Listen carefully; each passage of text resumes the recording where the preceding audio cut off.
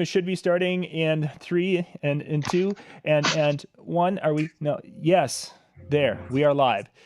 Good evening, ladies and gentlemen. You are joining us on what we consider the inaugural edition. This is our maiden voyage. This is our first time to places and things that people. Oh, it's gonna be awesome. But thanks for joining us tonight. We are going to be doing a live DJ hangout. If you're seeing this, that means you're on the YouTube channel and you are watching away. There's a chat going on to the right there. Ian, I can see you there. Hello, hello. Oh, I gotta make sure. I gotta shut volumes off.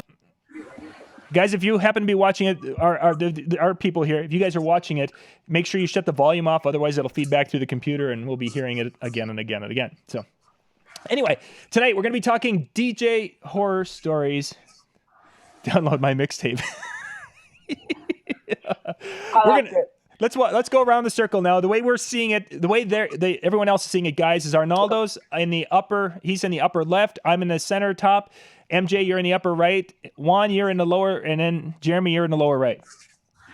So, Arnaldo, introduce yourself, where you're from, and what you wanted to be when you were 5 years old. What you wanted to be as an adult. Go.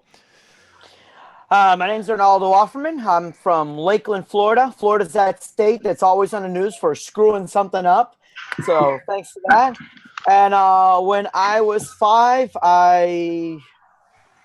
I don't know. I'm still in that mindset, so I don't know what I want to be. I want to be John Young when I grow up. There you go, old and crotchety. There we got that one.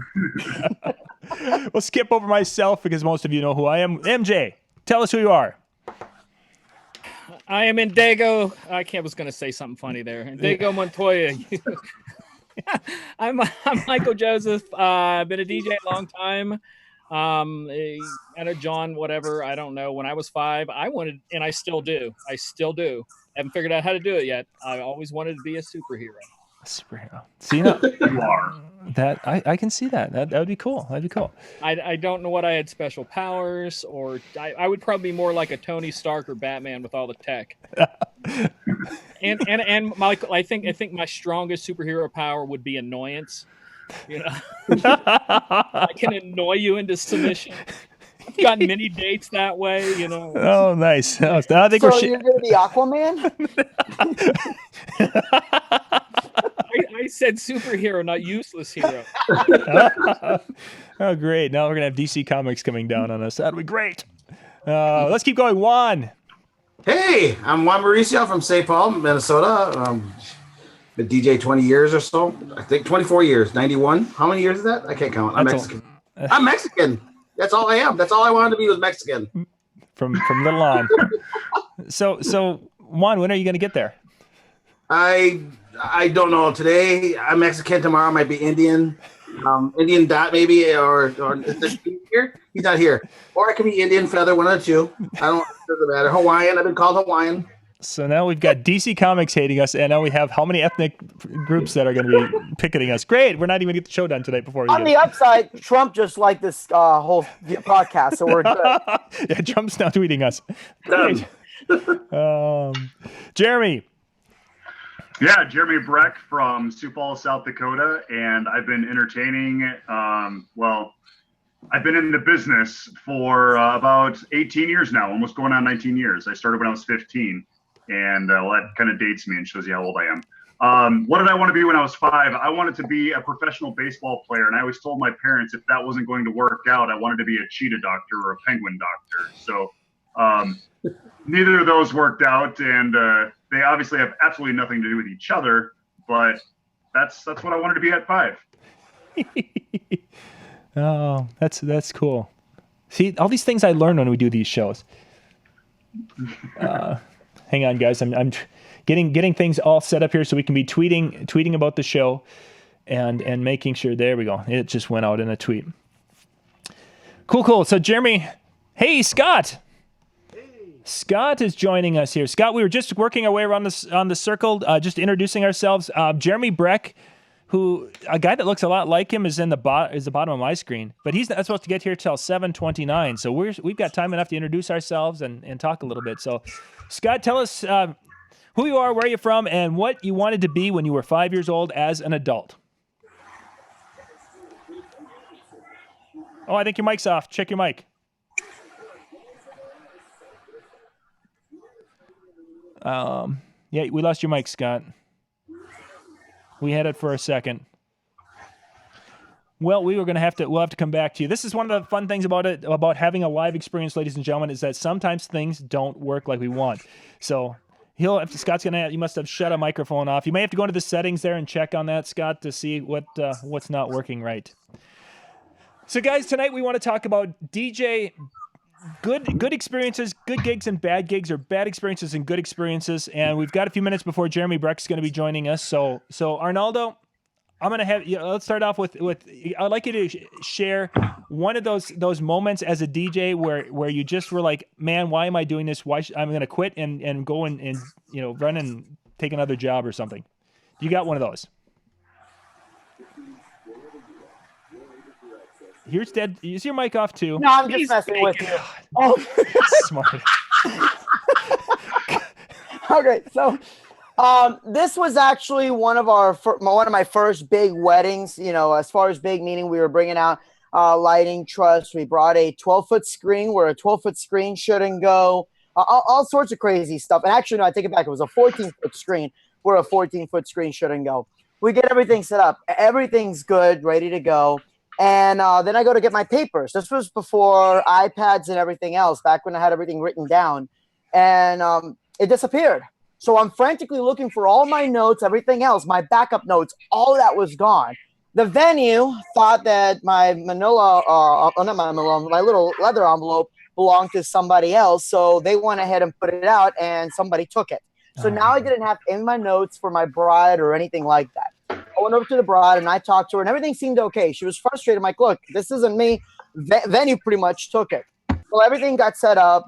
Everything's going well. People are dancing. It was actually a killer party. The mom comes up and she's like, I hate rap music. I don't want any of it. I'm like, oh, it's not your day. I mean, I didn't say it like that, but, I said, well, what would you like to hear? Situation. So I play some of her music. Groom comes up. Furious. I told you I don't want any of this kind of stuff. No, one, you never told me, but that's fine. It was your mom that requested it. Well, ignore her. She's a crazy old bat. Okay. So I go back to getting the party back to the way it was. Then the mom comes up, starts yelling again. I told her, like, well, your son just told me this is what he wants. So then she brings him up and he's like, I never said that. And of course, my wife was my assistant. They're like, no.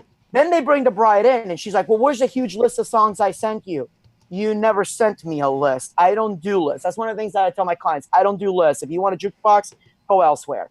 You never send me a list. You sent me these 5 songs that that she said that she would like. There were special requests. You signed off on it. No, I sent you a huge list. No, ma'am, you didn't. But tell me the songs. I'm happy to play it. So she's telling me, the mom's like, I don't want that. I don't want that. I don't want that. So now they start getting angry at each other. Drunk uncle comes in, who apparently is a racist bigot, looks at my assistant, who basically, imagine Notorious B.I.G., but like twice as big, calls him a very special ward, and then does this number to him and starts doing all sorts of racist comments at him. It was really bad. One guest starts trying to flash me their gun because I won't play Hank Williams at a wedding that doesn't want any country whatsoever. It was the absolute worst thing. One of the groomsmen, who was drunk as heck, starts trying to grab the photographer's butt, and he's underage. And the Benny's letting him drink nonstop. And I pointed at Benny, I'm like, he's only 18, right? How do you know that? I'm like, because he happens to be my brother-in-law's friend. He's only 18, so now the venue's freaking out. It was bad. We're breaking down, and then the uncle comes up and starts trying to threaten my staff members at that point. It was the worst wedding. Halfway through, I'm like, we should have shut down while we still had time. It was an absolute disaster. Wow. Yeah. That makes my bad show look like children's play, man. Oh, well, I'll tell you the ending part. We're leaving down. We go to 7-Eleven to grab something to drink, and there's that same uncle passed out halfway between his car and 7-Eleven. The idiot drives drunk out of there. It's a shame he didn't get in an accident and wreck. And I'll say that on record. And he's like, halfway there, we get out, and he's like, you, and starts saying, racist expletives at my assistant. My assistant's like, I wish I could punch him in the face right now. I'm like, dude, you're off the clock. I don't care what you do at this point. I don't know what happened. I don't care. Look, he's a 350-pound dude. Do I look like I'm going to stop him anyways? Like, there's a page bro. out of Arnaldo's How to Win Friends and Influence People. You're off the clock. Go. Oh, funny. Can you guys hear me yet? Yay, there we go. Yeah. Scott, introduce yourself quick while your mic works. All right. I won't quit. Scott Rousseau from Coon Rapids, Minnesota. Been DJing since 1981. Wow. DJing weddings since 1993. What else did you want to know, John? What you wanted when you were 5 years old? What did you want to be when you grew up? And your credit card number. Cowboy. A cowboy. A cowboy. That's pretty cool. Cowboy. Yeah. Cowboy. And then an airline pilot 6 months later at age 6 or whatever. Oh, geez, you got like a cowboy that rides on horses, or the disappointing football team. I didn't even know what football was when I was 5 years old. Mike, is your microphone working? Unmute. Yep, you're mute. Yep. I wonder if I can unmute you. Can you unmute someone else? Bottom left-hand corner, Mike. I can. There you go. Now you're muted. You had it. Wait a second. I think that's because I'm probably clicking in there too. There we go. Yeah. There we go. Hey, John, that's a pretty sweet microphone that you're playing with there. What the heck is that set up? It's an Electro Voice microphone here. I've got one over here, so we can do two, or if I want to be in stereo. But yeah, I've got my little studio area set up, and then MJ's got his little studio. And then let's talk about Arnaldo's little webcam. What was that again with that webcam, Arnaldo? Do not hate on my webcam. My MacBook webcam. I clip the cable, changing the screen. Leave me alone. Look at that. Mike, introduce yourself. Hi, everybody. I'm Mike Snouter. We do a lot of voiceovers and stuff, so that's why I have one. Just don't have it interfaced with like John does, where it'll do computer stuff. He's got the big boy toys. I like that. Sometimes. Arnaldo is broadcasting tonight on an iPad 1. Exactly. So is my video any better after the reboot or not? Yeah, really? the video looks good. You look solid, so that will work. That will work. Juan is using the best lighting system out of this whole show. Yeah. Oh, yeah, there he is. He's back. Well, guys, I think we've gotten to our introductions. Let's go. Let's jump to Jeremy because we've got him only for about 15 minutes, and then he's going to have to go and save the world. Go, Jeremy. Go, Jeremy. Oh, I wonder who's. I have no idea who that is. It's Jeremy. No, it's not. Here's the thing. When you guys, I've got to do a video because I went from a Galaxy phone, a Samsung phone, to the new iPhone, and all the different little nuances, and one of which is that it rings over your computer system when it's on a network, and that's what you guys were just hearing. So for all of you who just hear that was what happened. Somebody's calling, and I hope it was one of my children. Silent mode.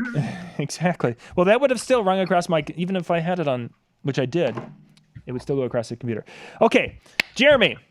We need to know now. You're out of Sioux Falls and you do the most awesomest, coolest things ever down in Sioux Falls.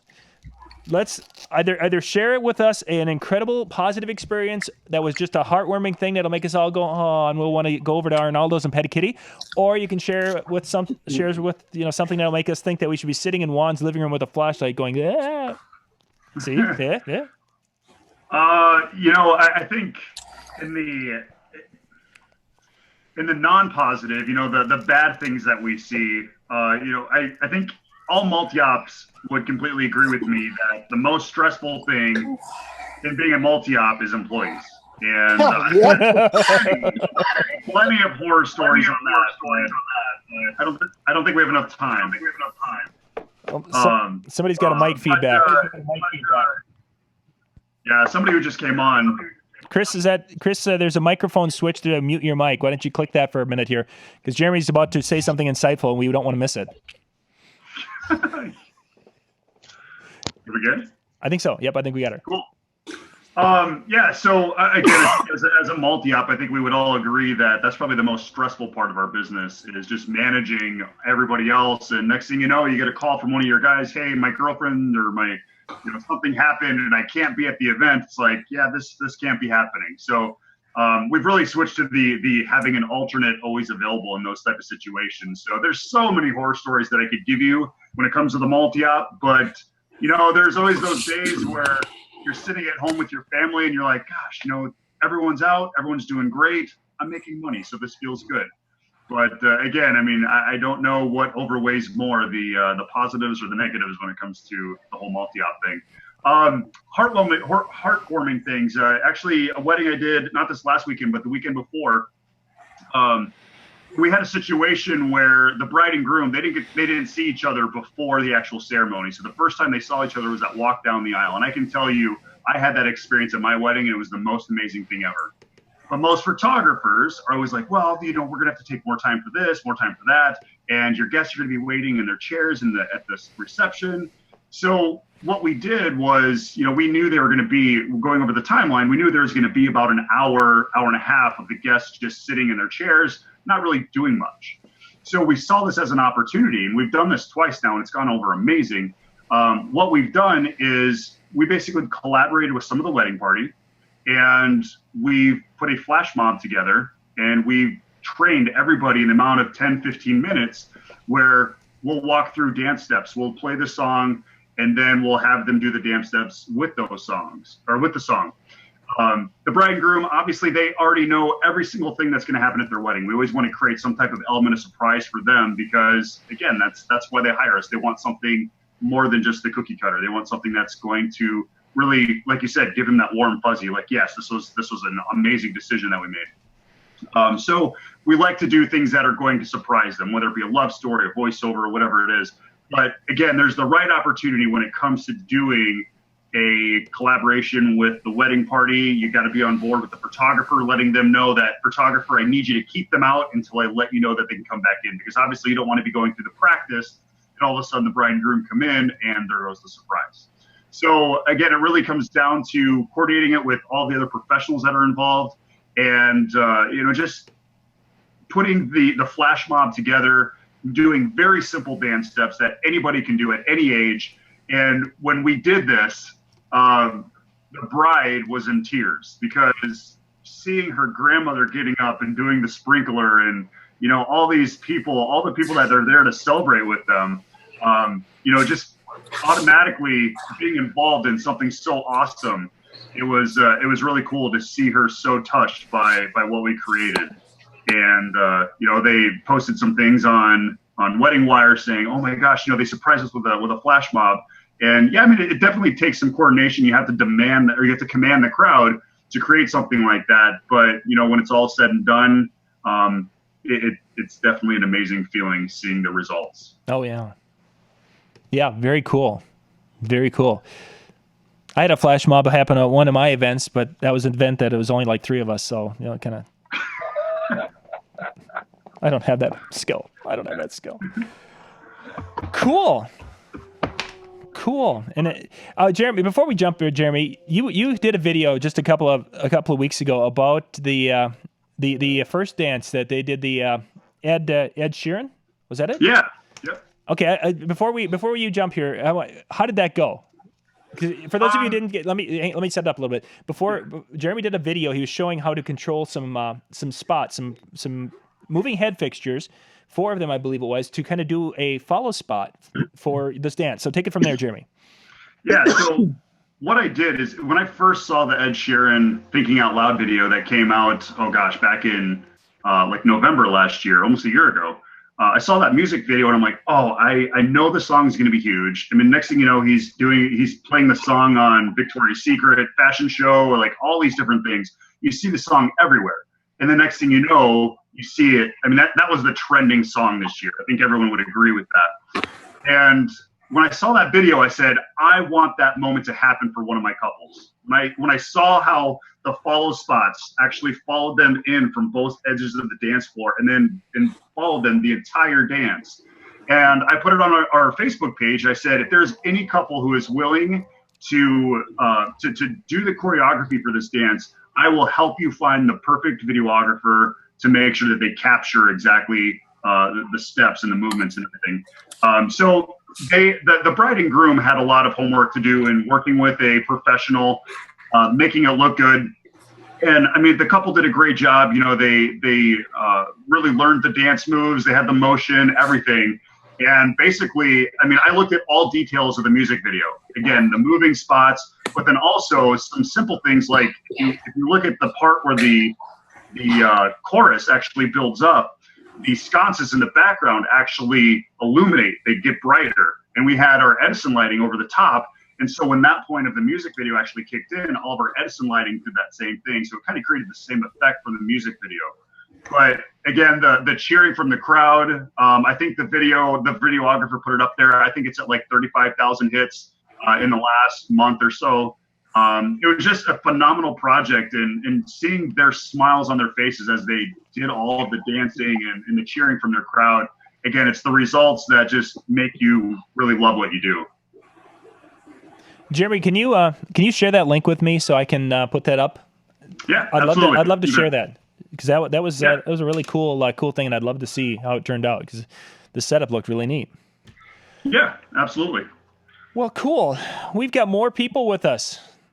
All sorts I'm of. out. Is that right? Am I getting kicked off? Well, you can stay. It's just you've had your 15 minutes of or 10 minutes of talking, so My glory is gone. your glory is gone. Now you're going to be set. You're relegated to kind of the background, or you can have a mic open and you can share and talk. But we got a few people want to get. They can introduce themselves. Let's see. I'm trying to see for the going across the top. Greg, we're not seeing your camera's not on. Not that that's a big deal, but. No, he's on. He's just really dark. Yeah. Him and Juan are going It's for just- lighting effects tonight. Yeah. Is there like no light bulbs where you guys are at? I mean, we don't have. Naveen, I think. If somebody's got to bounce, just shut your camera off. You can just click the stop video and mute your microphone and step away for a little bit, guys. That'll work fine. Once I just wanna practicing say for if- Halloween. I do have to tuck my kids in here very shortly, so I just wanted to say thanks for having me on, John. Hey, yeah. And hopefully I can jump on again a little bit later. That But sounds have a great, great Jeremy. show, everybody. Thank you much. Appreciate your sharing. Naveen, introduce yourself. What we were doing is introducing ourselves, where we're from, and then mentioning or talking about when we were 5 years old, what we wanted to be when we grew up. Sure. Can you hear me? Yep, we hear you. Go right ahead. Okay, good. Naveen Sharma, Detroit, Michigan, specializing in Indian weddings and events. That's primarily what I do here in the Michigan and the Midwest area. Okay, and when you were 5 years old, what did you want to be when you grew up? I still have this article that my dad saved. Every Indian is what a typical doctor or engineer. So I think I wrote in the article, I want to be like my dad. I want to be an engineer when I grow up. So, or a pharmacist. I don't remember, but obviously that went out the window quickly. But I still remember my mom has that article somewhere, and she always shows it to me. And she's like, "Oh, you could have done so much better." Blah blah blah. I'm like, "Yeah, you're never going to be satisfied." Oh, thanks, Mom. Yeah. Oh, that's funny. She's like, "Why couldn't you do like your sister and be smart and be an engineer?" I said, "Sorry." Oh, funny. Yeah. What can you do? Oh, let's see. We have got coming down. We're going to do a couple more introductions, Naveen, and we'll bounce back to you, and you can either share either a heartwarming story about something that happened with you in the DJ world or the horror story. Sure. Chris, I think you are next as we're continuing on. Are you How's it there? going, John? There you are. Hey, yeah, going well. Glad you could make it here tonight. Oh, thanks. So introduce yourself, where you're from, and what you wanted to be when you were 5 years old, when you grew up. Well, my name is Chris Hens with Pinnacle Productions here in Sioux Falls, South Dakota. When I was 5, really a tough call. When I was 5, I still remember my dad used to record the top 40 countdown on his old Sony reel-to-reel. And he was the first one I knew that actually made mixtapes. And we were driving to Webster, South Dakota to see my aunt and uncle in my dad's 78 Grand Torino and listening to mixtapes before it was really cool. So I think that's probably where I got my love of music, but he was also a truck driver. So I always thought it was awesome that when I got to ride with my dad, and I think I kind of share Naveen's thought with that too. I think every kid at 5 wants to be like their parents. And I wanted to be a truck driver because my dad got to see, a lot of the United States. He got to see the oceans. He, obviously from a cab of a semi, it's not quite the same thing as, being stretched out on the beach in your lawn chair. But I think when I was 5, I wanted to be just like my dad. I wanted to be a truck driver and see the world. So. Sure. Cool. Let's see. I've got 2 more. We'll do 2 more introductions, and Naveen will be back to you. David, unmute your mic and introduce yourself, please. Go ahead. How are you? We are doing great. Doing great. Good. My name is David Hoyt. I'm from Phoenix, Arizona. I was born and raised in New Orleans. When I was 5 years old, gosh, I was trying to think. Probably a police officer or firefighter or something like that. There's still a part of me that wishes I had become a police officer, but that's probably that's the best I could come up with at this point. So it was so long ago. Yeah, you've got one of the few standard ones. I think you and Scott had the standard ones. The police officer, cowboy. The rest have been kind of all over the board. Spider-Man, something like that. Yeah, no, we had the superhero up there. That was MJ. He was a superhero. Great to have you, David. Thank you, Greg.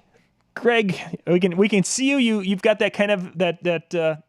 What music video has that head kind of that talks like that? That's like the album of what is it? Queen. There we go. Queen. Queen. Yeah. Bohemian Rhapsody. Yeah. Bohemian Rhapsody. Okay. Well, that's because I'm in my car in a parking lot. So this is the best light that I can get from the overhead. Hey, now that's good. We can actually see and get some facial expressions. So. You're not buying a public. I lean way forward and get the light on my face. Then I can. Greg, introduce yourself and tell us. I'm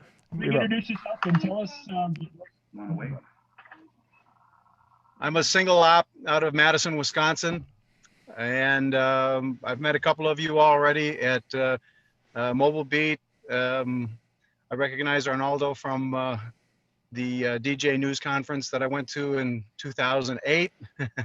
Back up. That's a throwback.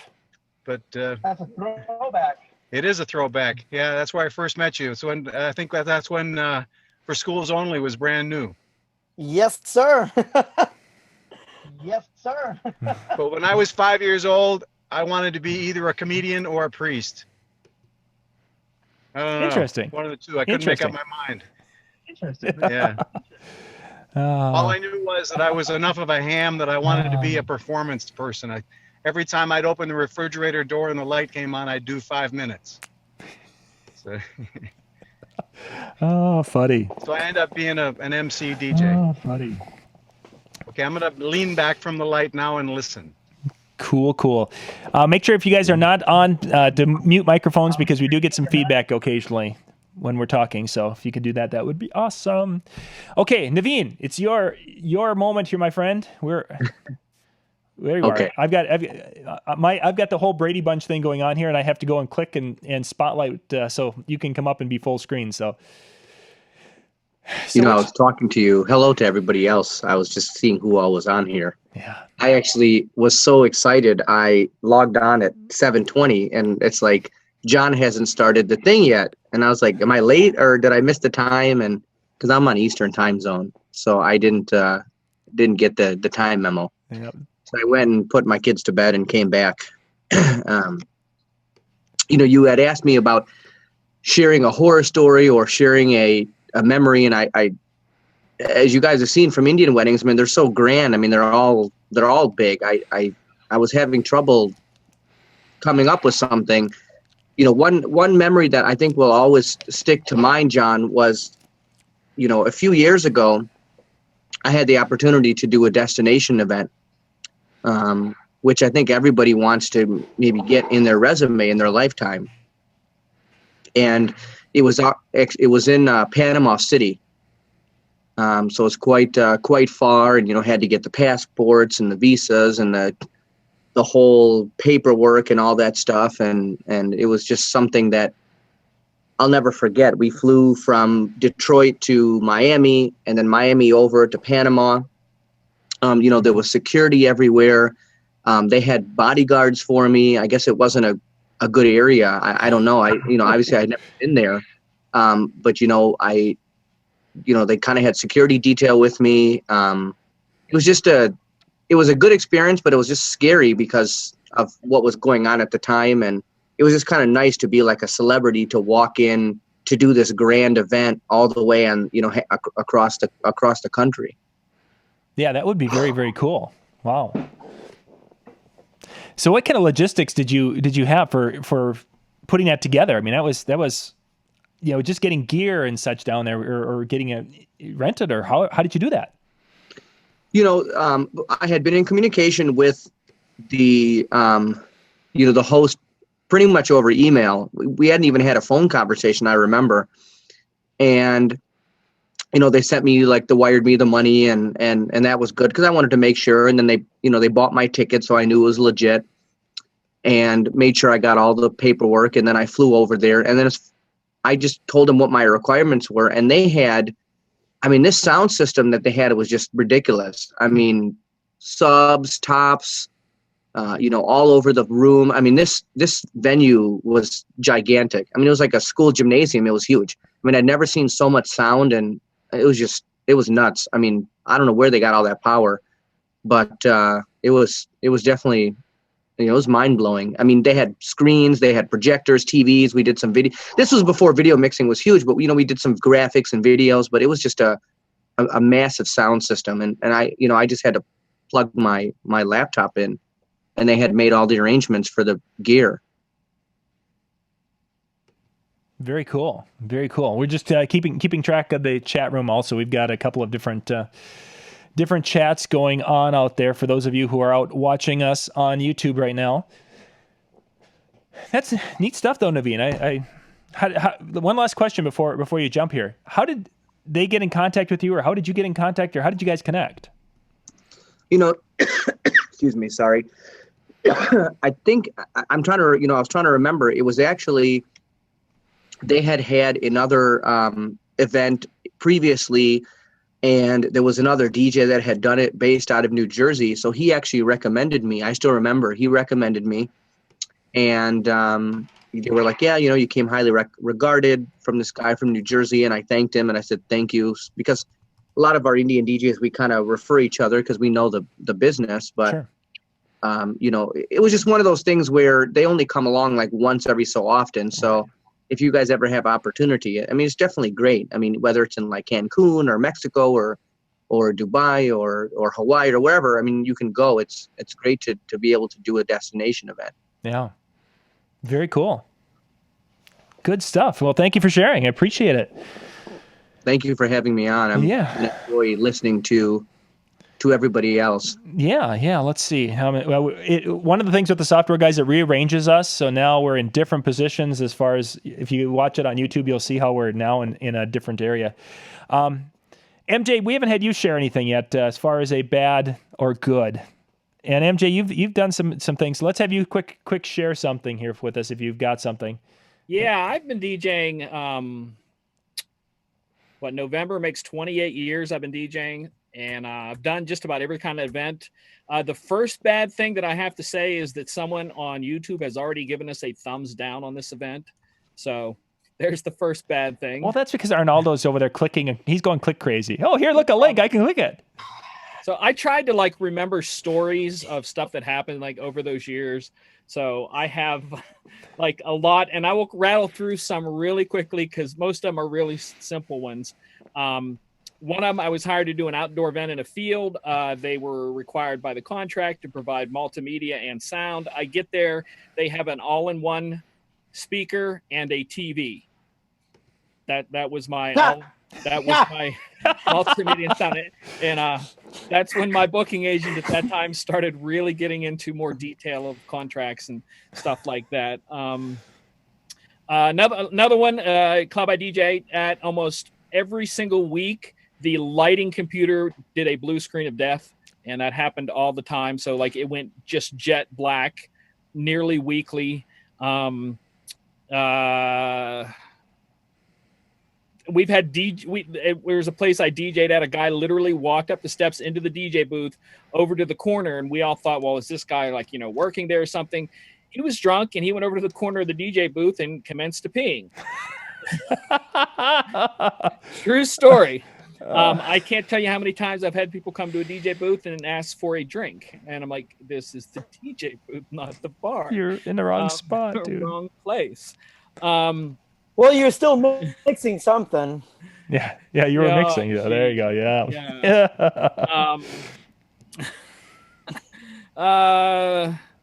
I was double booked at a place one time where they booked both me and another DJ, and because I had the see, I'm stickler about contracts. That I got paid and didn't have to DJ. The other guy DJ'd, I got paid. Mm-hmm. So things like that, all kinds of good stuff, you know. I did a rave one time that right after my set, I came downstairs. It was a multi-level with 5 different rooms of rave stuff going on.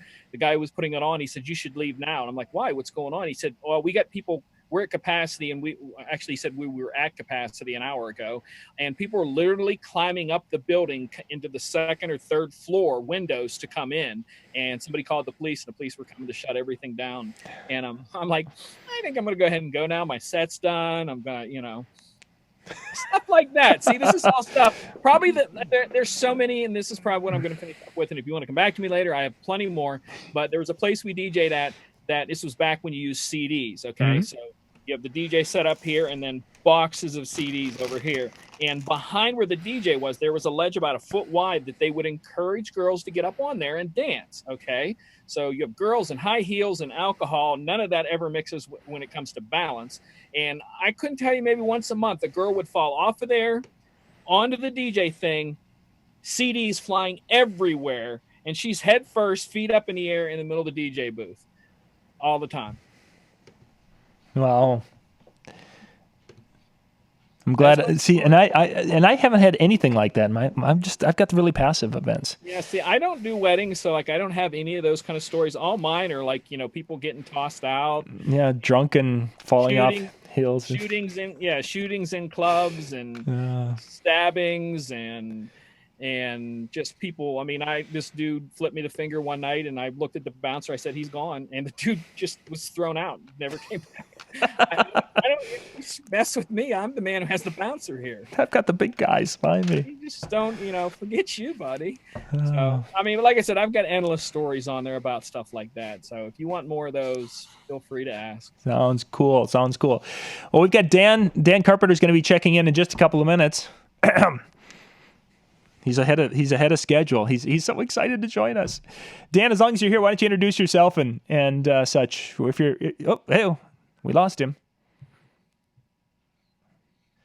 No, I'm here. There he is. Yeah. I'm gonna spotlight. Hit the iPad. I'm doing this on the iPad tonight again, and so yeah, that works well. Flying everywhere. So, hi everybody. I'm Dan Carpenter, part-time guy. This is the guy that does the PT DJ for Disc Jockey News, and of course you guys have seen some of the videos that John has so graciously allowed me to join in on.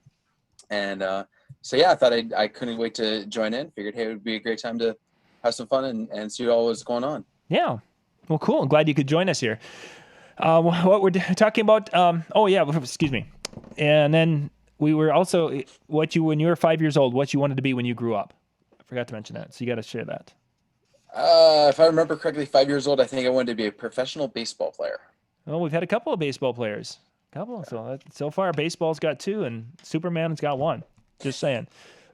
Or did he have 2? I'm not sure. Okay, Dan, we're sharing basically either a heartwarming story from an experience we had within the industry, or a time where something, the horror stories and such. Like MJ was sharing a bunch of different experiences. So, what have you got for us tonight? I after hearing the RJ or MJ's stories there about the horror, I don't think I have anything to add even remotely close to that. I haven't even gotten into the racist side of things yet. Yeah, I mean, the only thing I can even remotely have that was a bad experience, and this was so minor that was even funny. I was trying out for this one club the one night, and they decided to it was a real big like warehouse type of place, and they had one in one room, and they were trying to try like an older crowd in another one, so they had me back there. I didn't really know how to mix or do anything at the time. I just knew how to play music, and so I'm back in the back, and all of a sudden, out of nowhere, I'm hearing just this big gang war, I guess, broke out in the main room. Fortunately, I was wide away from anything. There was no weapons, but they were just breaking apart like a banister and using it to beat people with. And fortunately, never had anything to do with it. I was safe, and I just stayed up there, and I said, "You're not paying me enough to do this. I'm not coming back." And it was fine with me. It was perfectly fine, but. Yeah, I would say that was probably about my only experience was seeing this from afar.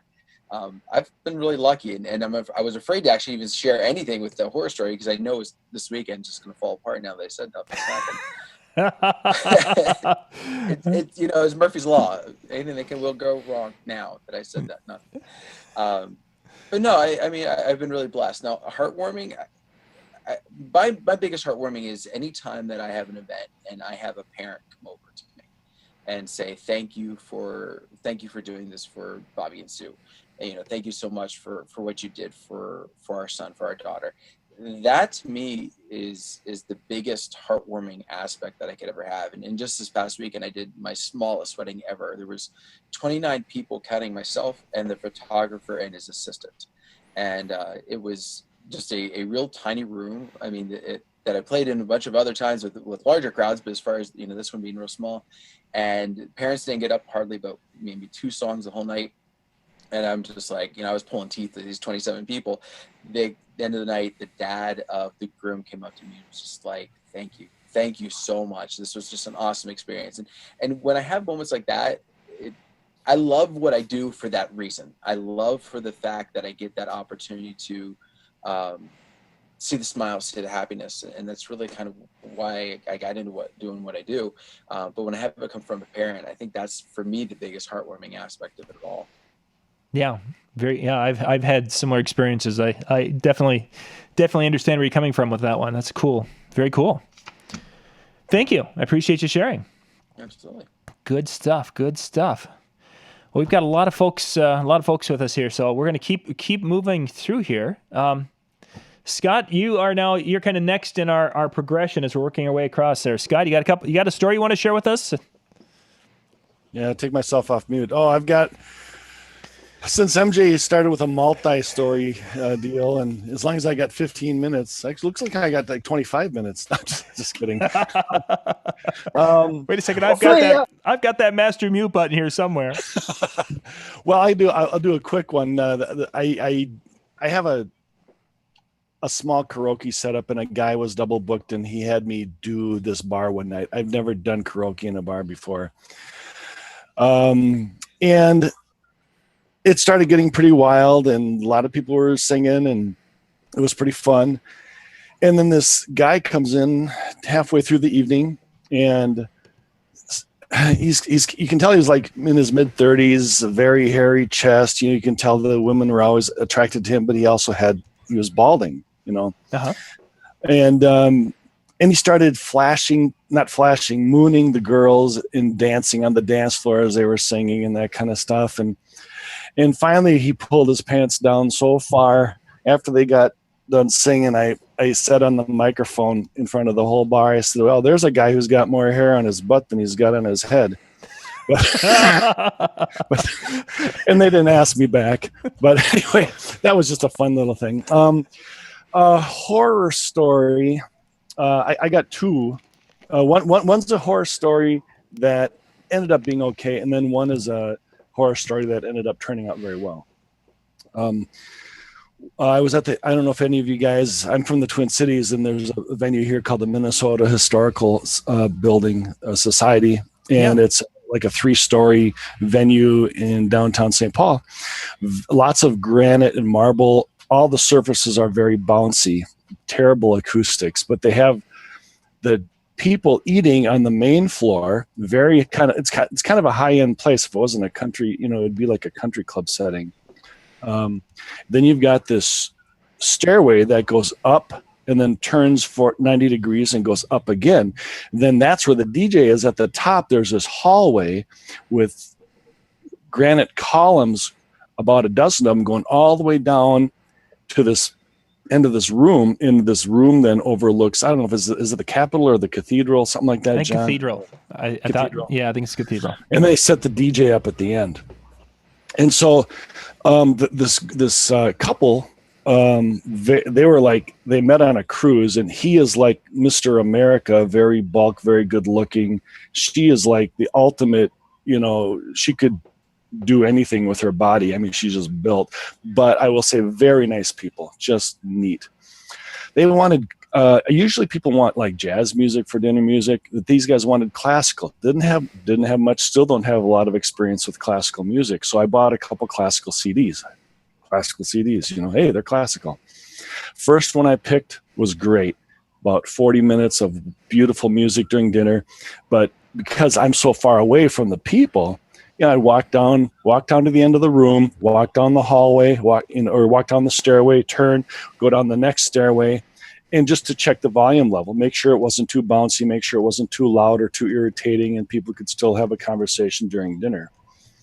So the next CD, that CD finishes, put the next CD on, and I did that. I bought the same volume, and I go down the first long stairway, and then I turn the next one. And right when I turned to go down to the next stairway, this particular classical song was one of them that they started out really mellow, but then it goes, da, da, da, da, da, da, da, da, da. It was really loud. And I turned around and I'm running up the stairs 3 at a time. I'm running down the hall and I turned my volume down. And who was right on my tail, maybe 50 feet behind me, and everyone could hear her in this really high-end wedding. She's yelling at the top of her lungs, no, no, no, turn it down, turn it down. All of her 200 guests, all dressed in tuxes, even if they weren't part of the wedding, are hearing her behave like an idiot, Oh, no. So anyway, that was the horror story. That truly was a horror story. And she stiffed me for the extra. I mean, things were so well. They wanted me going so well that evening. They wanted me to go an extra hour, and I did. And she stiffed me for it because I didn't make any big deal of it. But the one now, do I have time? Yes, I got time. Yeah, yep. We got a couple minutes here, and then we'll jump because we want to try to get everyone some time. Now, if everybody, I don't know if everyone knows, but when I first started DJing, the first 10 years, I did primarily Christian weddings. And I met with this couple, and he was kind of weird. She was very sweet. And we got to the wedding, the reception day, and everybody's there. And they wanted to feed me. What are Christian weddings? I'm not going to. What are those? Yeah, don't worry about it. He's being silly. Yeah. Okay, and I'm eating. They said, Scott, you need to eat, and I try not to eat, but they were very nice and insistent that I eat. And so I brought my food up to my booth, and as it's getting time towards the dance to start, I noticed all of a sudden the entire volume of the room went down, huge, and I looked up. And the groom is sitting by himself at the head table, slouched down with his arms crossed. The groomsmen are nowhere to be found. The bride is nowhere to be found. The bridesmaids are nowhere to be found. And everybody in the room is just like hush, hush, whisper, And so I'm going, okay, what's going on here? And so I go down to him and I said, where's everybody?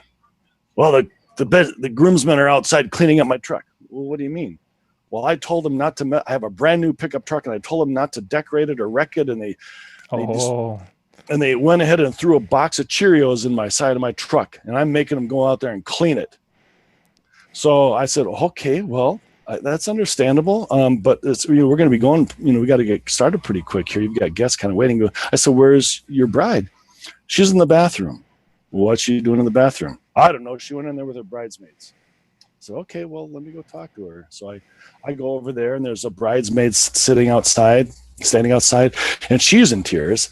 And I said, so what's going on? And she goes, she's inside crying her head off. Her makeup's running all over. She feels like an idiot. It's her wedding. And I said, oh, okay, bring her out here. Yeah, I don't want to go in there, but can you bring her out there? And so I spoke with her, and she gave me her side of the story. He's being a real jerk, and he's being mean to everybody, not just her, and especially her. And I said, well, I forgot her name exactly, but I said, let's just pray.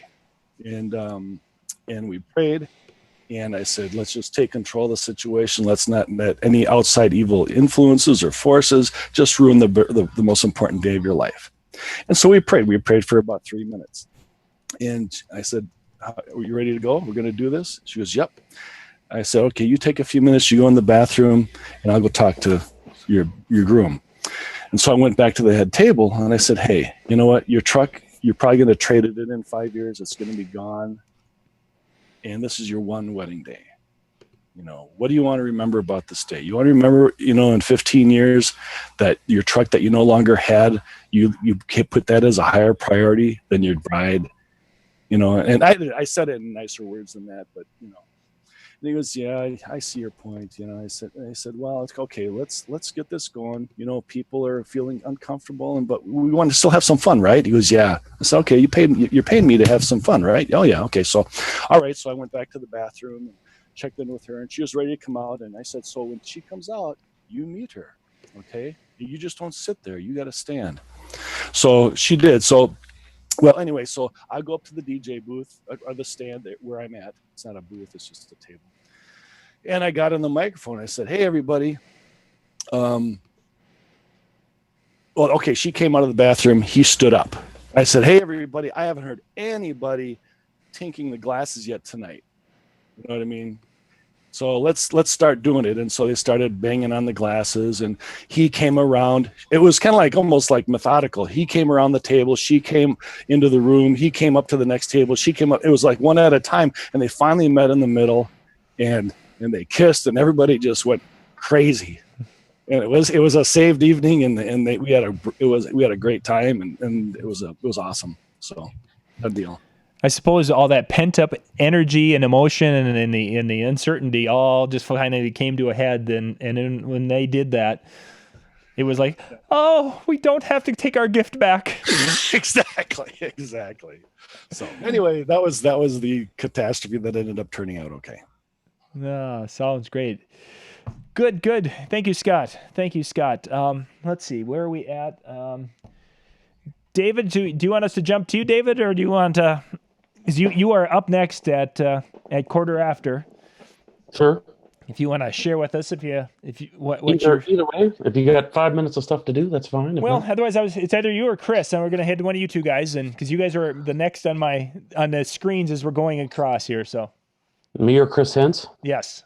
That is a lot of bald sexiness right there. Well, actually, for what people are seeing in that row is we've got Chris, we've got Dan, and then we've got you.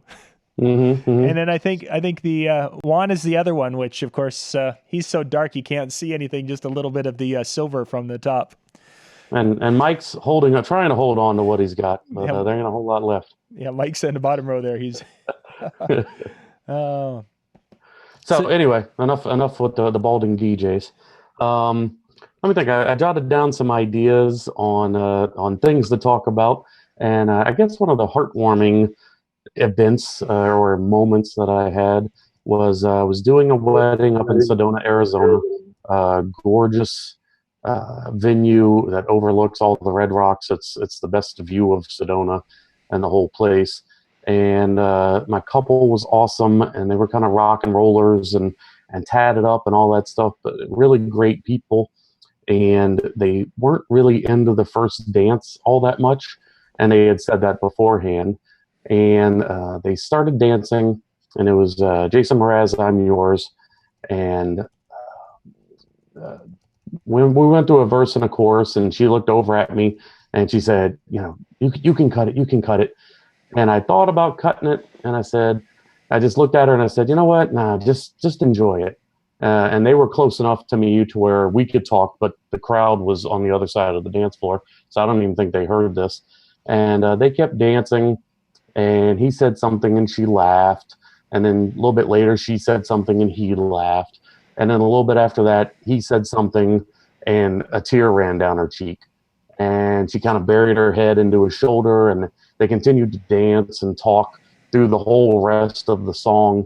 And it was just one of those moments where I thought, gosh, if I had cut it off when she wanted me to, I would have done what the bride wanted me to do. The bride wanted me to do that. But they wouldn't have had that moment, and they wouldn't have had that memory, and they wouldn't, it wouldn't have happened. It would have been a little thing. It would have been a throwaway thing, and they probably wouldn't have even remembered their first dance. And I don't know if they remember even what they were talking about or that kind of thing, but for that moment, they had a moment, and that was really cool, and a learning experience for me to not always jump to, okay, yeah, let's cut it off, or let's, keep on moving, that kind of thing. Let those moments breathe a little bit. So That was one of them. One of them where it was a kind of a tragedy that turned into something nice. I had a wedding with a bride and groom, and the groom got more drunk than the bride wanted him to. He wasn't, in my opinion, all that drunk, but she got upset. And for the last 45 minutes or so of the wedding, she wasn't around. And after a couple of minutes, I kind of was like, what happened to the bride? And somebody said, oh, she's in her room, her dressing room, and she's crying, and the bridesmaids are in there, and she's upset. Felt like the groom got upset. And so, gosh, that's not any good. Hopefully they can work. We can work something out. 45 minutes later, most of the guests had left. That unconscious thing of where the bride is. I don't know how many people knew that she was actually upset. They just knew she wasn't around, so people just started kind of filtering out, and people started tearing things down. I had stopped playing. The lights had come back up in the venue. They were starting to clean off the centerpieces. I had torn down a lot of my speakers and stuff like that, and they came out, and I shook his hand. I hugged her, and said, you guys have a great night, whatever. And they started to leave, and they got caught by a couple other people, and I just thought, I can't let this end like this. So I plugged back in a little mixer. I grabbed my phone, and I pulled up their Last Dance song on YouTube, and I don't even think I had a microphone. I think I just said, there was only maybe 15, 20 people there. I just said out loud, hey, we can't end this night like this. They have to have their last dance. Here they are with their last dance, bride and groom, and with their names. But I started playing the song, and I looked over, and the venue, the wife of the husband and wife couple that ran the venue looked at me, and she smiled, and she nodded her head, and she turned the lights back down. And I just thought, man, what a cool moment. How many venue owners would be like, what is he doing? We're almost out of here. Oh, yeah. Why is he doing this? So afterwards, I complimented her and said, and her husband used to be a DJ. So I think she kind of got the idea. And I just said, that was so awesome that you made that moment, really. Yeah, when you lowered the lights and allowed them to have that moment. And so therefore, they don't remember their wedding ending with a fight, and then they sort of got okay, and then they left. They had a last dance, and they made the most of it. So that was fun. Yeah. So, and then kind of a horror story that led me to where I am now. I was doing probably my second or third, maybe fourth wedding ever. This was about 9 years ago. And I never had a wedding train wreck. Weddings always sort of made sense to me. But at that time, I got their first dance and their father-daughter dance and their mother-son dance, just the basic things, but I didn't help them create a timeline or entertainment schedule or anything like that. So I had all of that information. It does a ton of weddings. And the person from the venue came up and said, oh, you're the DJ. Great. Do you have a timeline? And I kind of looked and said, well, I have, what songs they want for the different things. And I can still see her roll her eyes. And she put her hand on my shoulder and she said, it's okay, honey, we'll get you through. And I was like, oh, okay. And the whole rest of that night, I stood at my console and I did what I was supposed to do. But all I kept running through in my mind was, it's okay, honey, we'll get you through. And I just thought, gosh, there's so much more that I should be doing. I mean, she just expected me to have a timeline. And so that was really whenever I started to realize that there was more to this than just playing the right music at the right time and all that kind of stuff. And so I started kind of researching the internet and learning what you could learn there.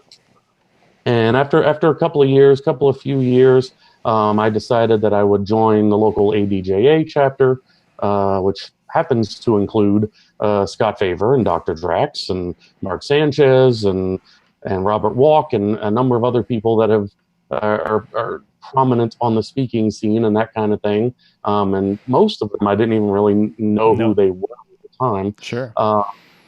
But joined that, and a few months later, I guess this was in 2012, I just saw it pop up on my Facebook memory thing.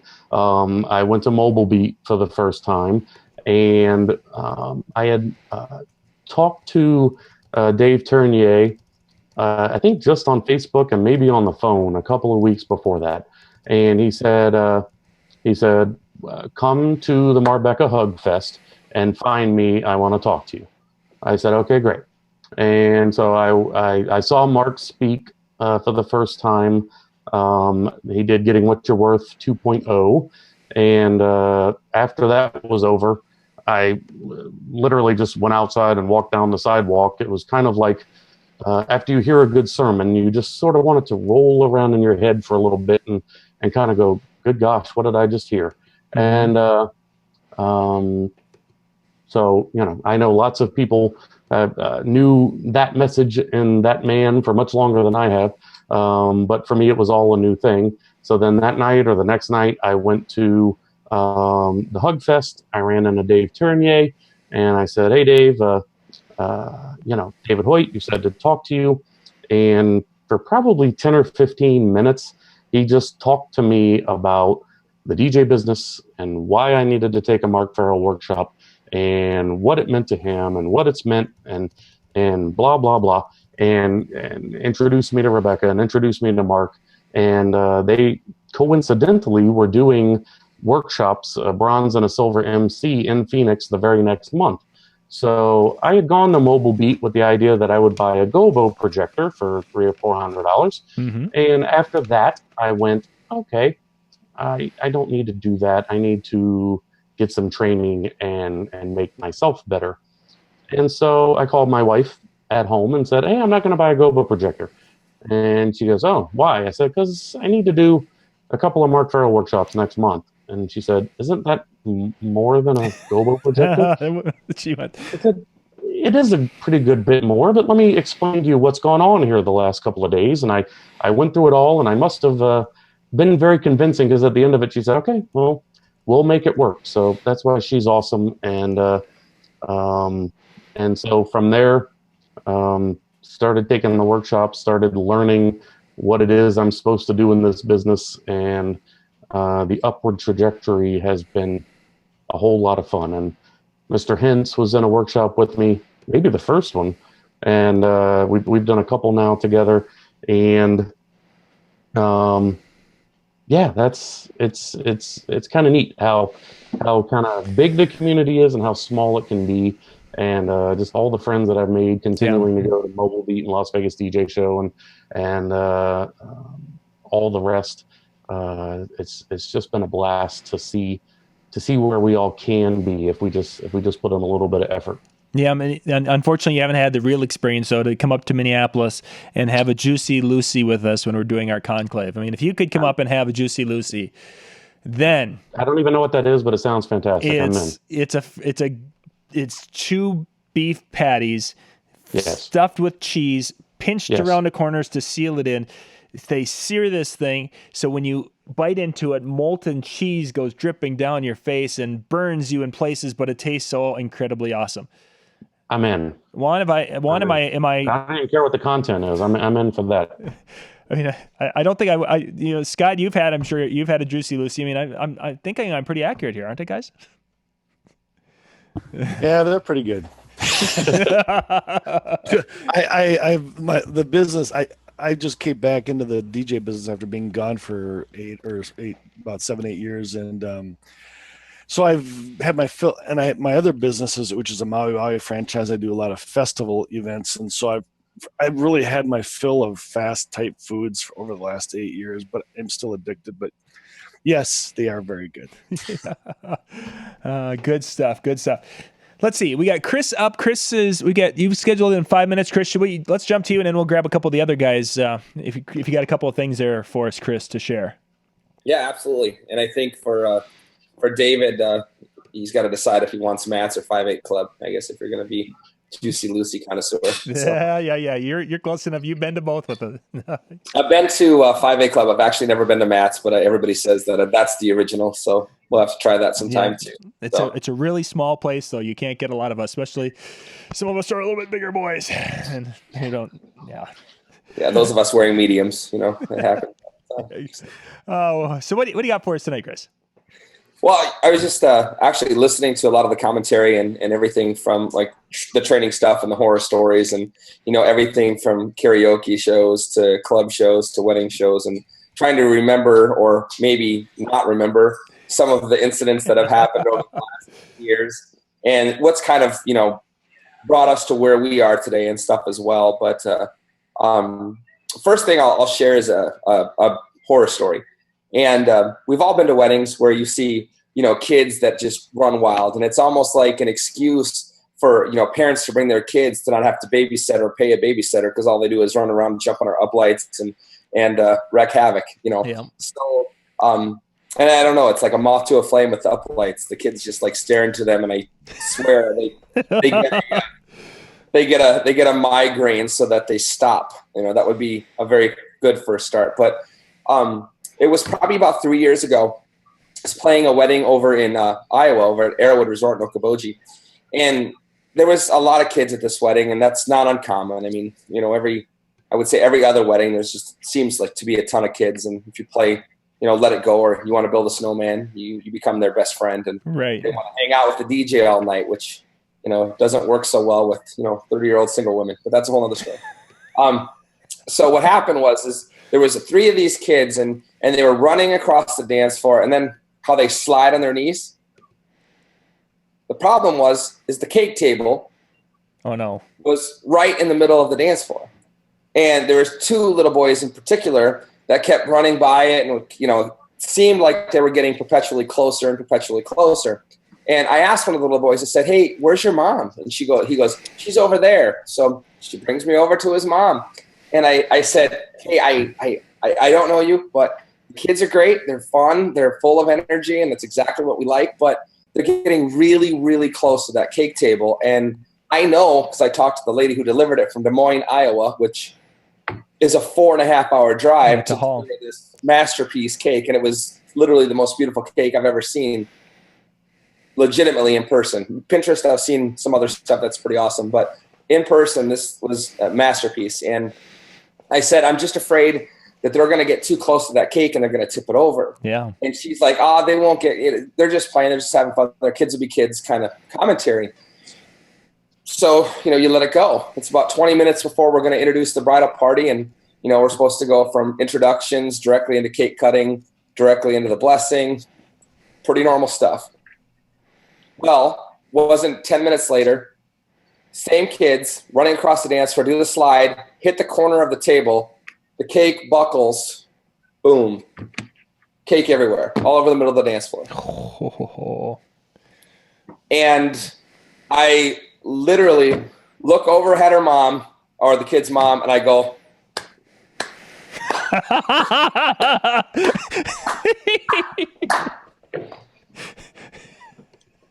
she grabs her kids and proceeds to walk out the back door. That is excellent. So it's the cake was $1,400. So I to God they sent her a bill for that cake, because if people can send a cake or a bill for not coming out for a wedding, I think that it's only fitting that those little bastards should have ate that whole cake until they got so sick, profusely vomited all the way back home, and let their mom deal with that. So. But that's a legitimate horror story. Yeah, legitimate. That would be. Oh my goodness. Yeah, and then oddly enough, we used to do karaoke back in the day, and we still do quite a bit of it actually. But when we first got started out, it was about 13 years ago, right when we literally started our little company here in Sioux Falls, and we got a phone call from this place called the Dog House, and it's a little bar outside of Brookings, South Dakota. And Brookings is home of the mighty SDSU Jackrabbits, who beat Minnesota last year in football, but we won't bring that up for you.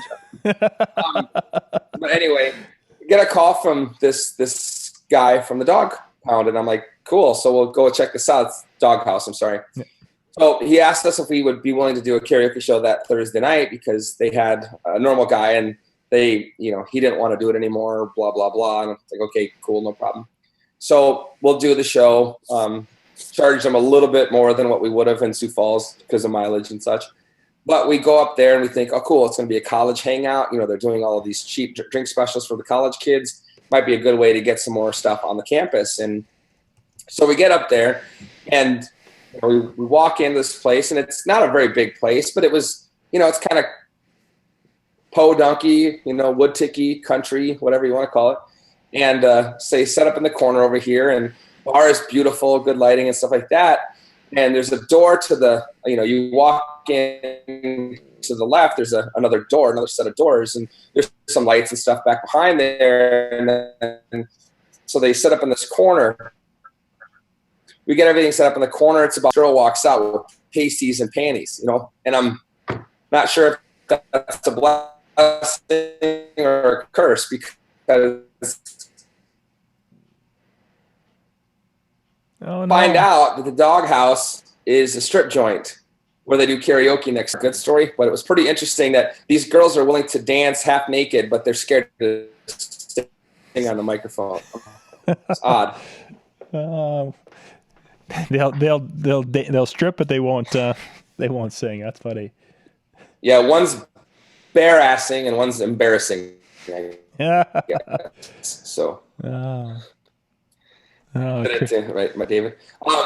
Anyway, as far as like a great story, I have a good friend of mine, Bree, that got married 3.5, 4 years ago in Sioux City, Iowa, and her mom was Sioux Falls. With my old job, I was a traveling salesman for Farmer Brothers Coffee, best coffee in the world. So anyway, I was traveling down there, and Bree's mom was one of the first people that I actually met. She's from Primgar, Iowa, and she ran a country club there. And it was the first service call I took, and had to fix their coffee maker and stuff. And then I became their normal route salesman about a month later. So she's one of the first people I ever met. Really, really great lady. Her and her husband were this cute little blonde and great singer and totally cool, had a boyfriend and blah, blah, blah, blah. Well, you know, fast forward, you know, 4 years, and she's getting married. Her daughter's getting married.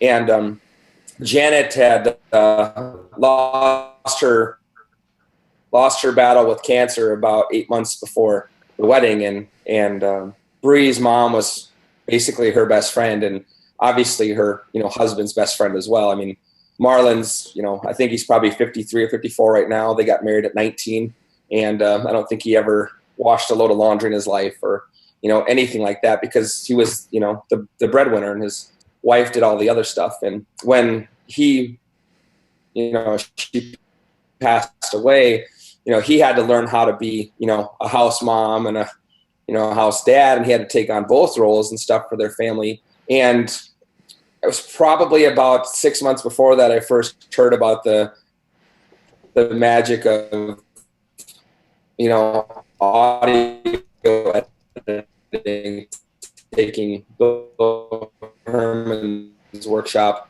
up in Minneapolis, feeling of wanting to do something special. She had a video of her mom saying, you know, "You are my sunshine," you are singing the song to her granddaughter, her, you know, Bree's sister. And so Bree had asked me if I could do something cool for her dad and her edits. Just basically had that conversation about things that she wanted, you know, to tell her dad and all those other things. And it was pretty awesome. I mean, we both sat there for about 45 minutes just talking and reminiscing, and both of us were, you know, crying like we were 2 years old after the end of the conversation, which was great because she's just, you know, an awesome person. So sometimes clients are more like family than, you know, some of our family, unfortunately. But at that wedding, they did, you know, semi East Coast style, where they walk in, be introduced in the first dance, and then they had the salad being served. And then they had that break where she would dance with her father, and entree, and him and his mom, etc. So for their introductions, they did their first dance. They went back and sat, and then when we go to do the intro for the, you know, for the father-daughter dance, I said, up next, we're doing a few things non-traditional tonight, as we stated a little earlier. But, you know, right now, Bree would like to share another special song with another special man in her life.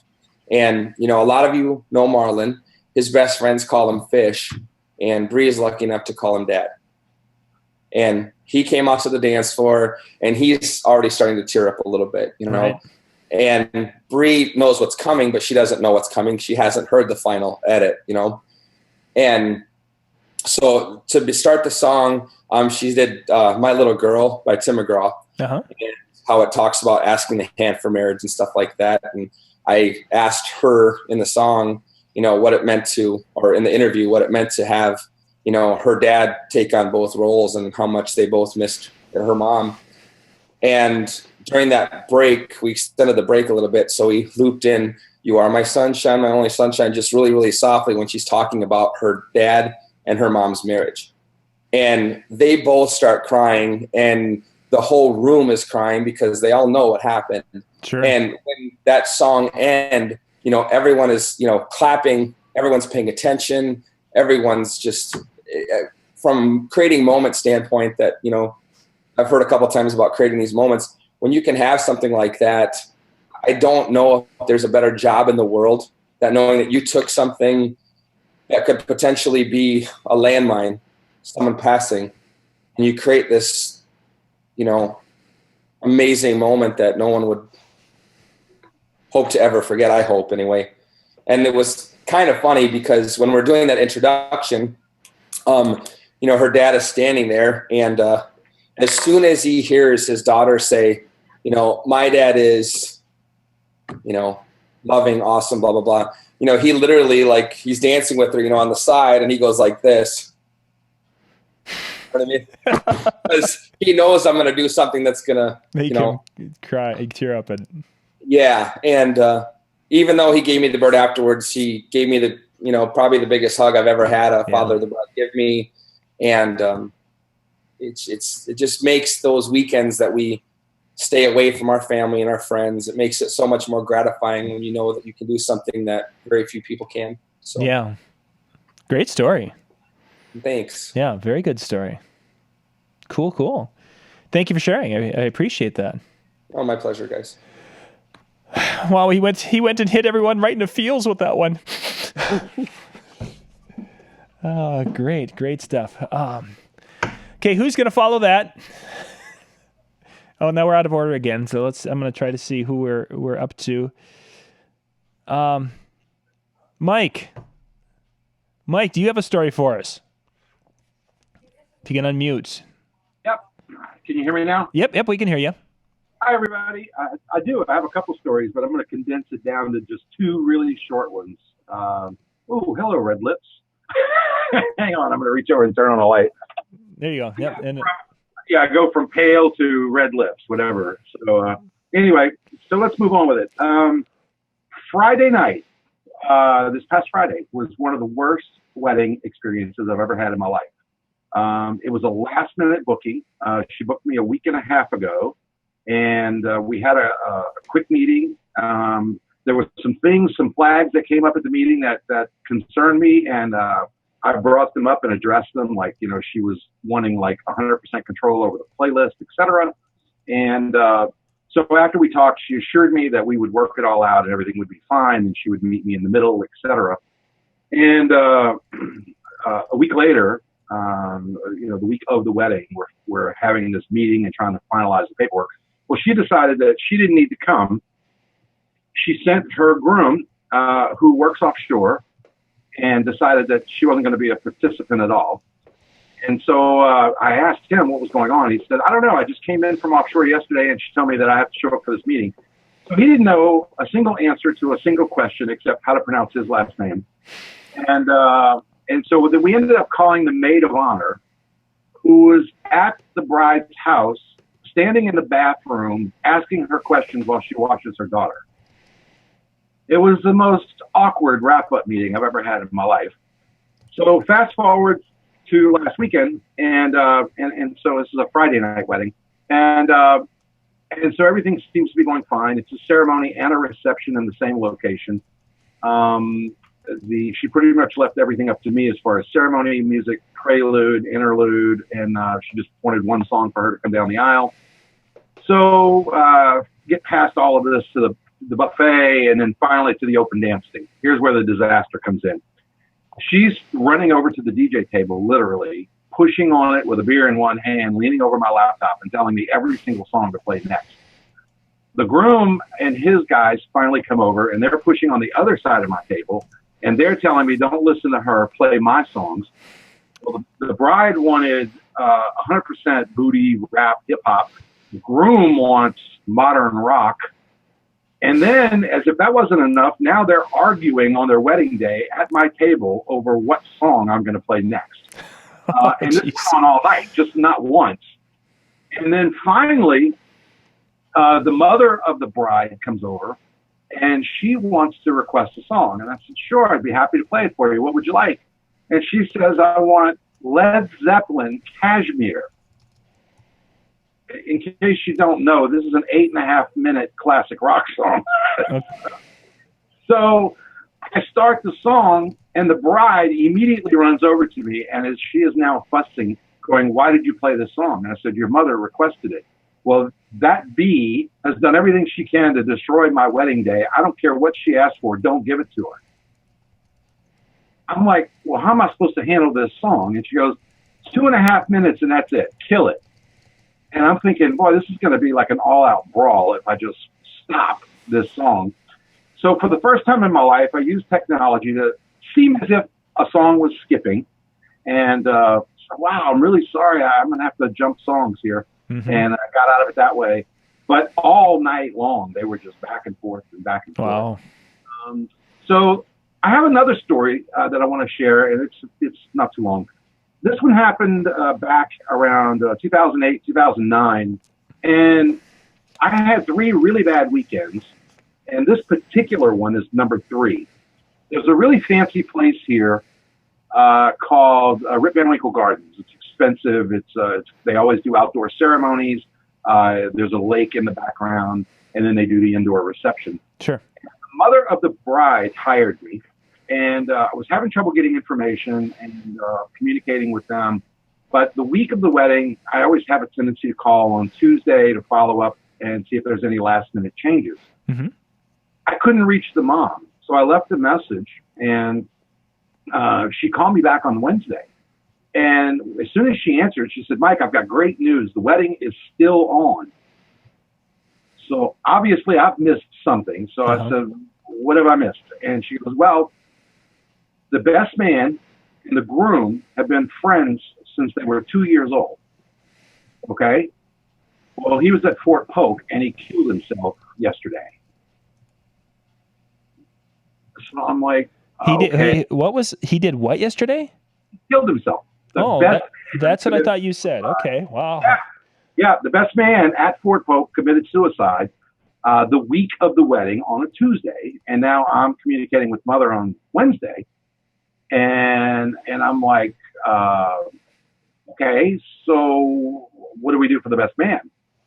And she said, well, he's decided to use the brother of the deceased. And I'm thinking to myself, my God, this is a mistake and a half. So I said, okay, is he going to be emotionally okay to I mean, at this point, the groom, his name was Brantz. So Brantz is going to need all the support he can get. Is that something you're sure you want to do? And she said, yeah, absolutely. I said, okay. So everything else was pretty much normal, standard, no major changes, little tweaks here and there. So I show up, we do the ceremony, and the groom is getting extremely drunk long before we ever start the ceremony. Uh-huh. The whole time I'm setting up, he's pie-eyed. That means drunk in my world. Yep. And, I know that. I forget the lingo change here, So anyway, fast forward through the ceremony, fast forward past the cake cutting and all the formals and all that. And the groom is literally so blitzed that he can barely stand up. He comes over to my table and he tells me that I'm only going to be able to he's only going to allow me to play one particular artist for the rest of the night. And that he wants a certain song off of a certain CD that I don't have of that artist. And so I'm trying to explain to him, let me do what I can to get it. I don't have it, on my drive. I'm not sure if it's available online. And way out here, I really don't have a good internet connection, but let me see what I can do. So in the meantime, he gets on my microphone, looks at all of his guests, which were about 150 people there, and politely says to them, I don't give an F what y'all want to hear. He's only allowed to play my music for the rest of the night. I wanted to bury myself under the table. You know, it was just really horrible. The bride stopped having anything to do with him. The groomsmen were all on one side. The bridesmaids and the bride were all on the other side, and it was just a disaster. It continued to unravel and get worse and worse and worse. And even once I got his music, the CD that he wanted, fortunately, I put out an SOS, and one of the guests had a CD in their car and was able to bring it into me. And so even though I was playing that CD from beginning to end, straight through to try to please him, there was just nothing going on. So the next thing I know, the bride and all of the bridesmaids left the wedding. They were not there for the last hour of the reception. And it was just the worst thing I've ever had happen at a wedding. Good stories. You ready for one of those? Okay, make it quick for us. I will. I love asking clients to think outside the box and make extra work for me. I want you to do whatever it takes to make your wedding unique and yours. And I don't care how much extra work it takes on my part. And I've gotten some really great results from that, and it's very heartwarming for me. It makes me feel really good that I'm able to put out that extra effort for them. But I have a little something I do on top of that whenever it's a ceremony and reception together, and I want to share it with you. The next time you're doing a ceremony and reception on the same property, put on a song or put it in auto or whatever you have to do, but grab 3 bottles of water while the photographer is taking all the pictures, and run out there and give the bride, the groom, and the photographer their own bottle of water. And I guarantee you'll be the hero of the day every single time. That's it. That's my stories, yeah. Wait a second. When Bill Herman told me about doing that, with the entertainment experience, I thought he said take 3 pitchers of beer. Probably was in his version. Or maybe I just heard it the wrong way. Sometimes I don't know. But it works well. So anyway, I'm honored to be amongst your panel here. Hey, yeah, thanks for jumping in here with us tonight, Mike. I appreciate it. Holy cats! I just went back to I'll sing every word. We're back to Brady Bunch mode here, guys.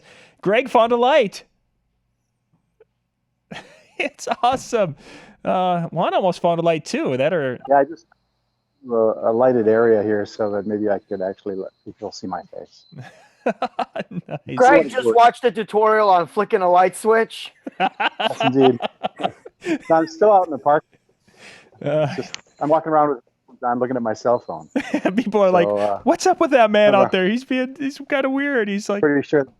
But that's okay. I'm a DJ. I don't care about those things. Okay, let's see. Yeah, I have a horror story, but I don't know. It's kind of along the line of that suicide story, unfortunately. But I had a bride whose Uncle Glenn had a heart attack during the ceremony.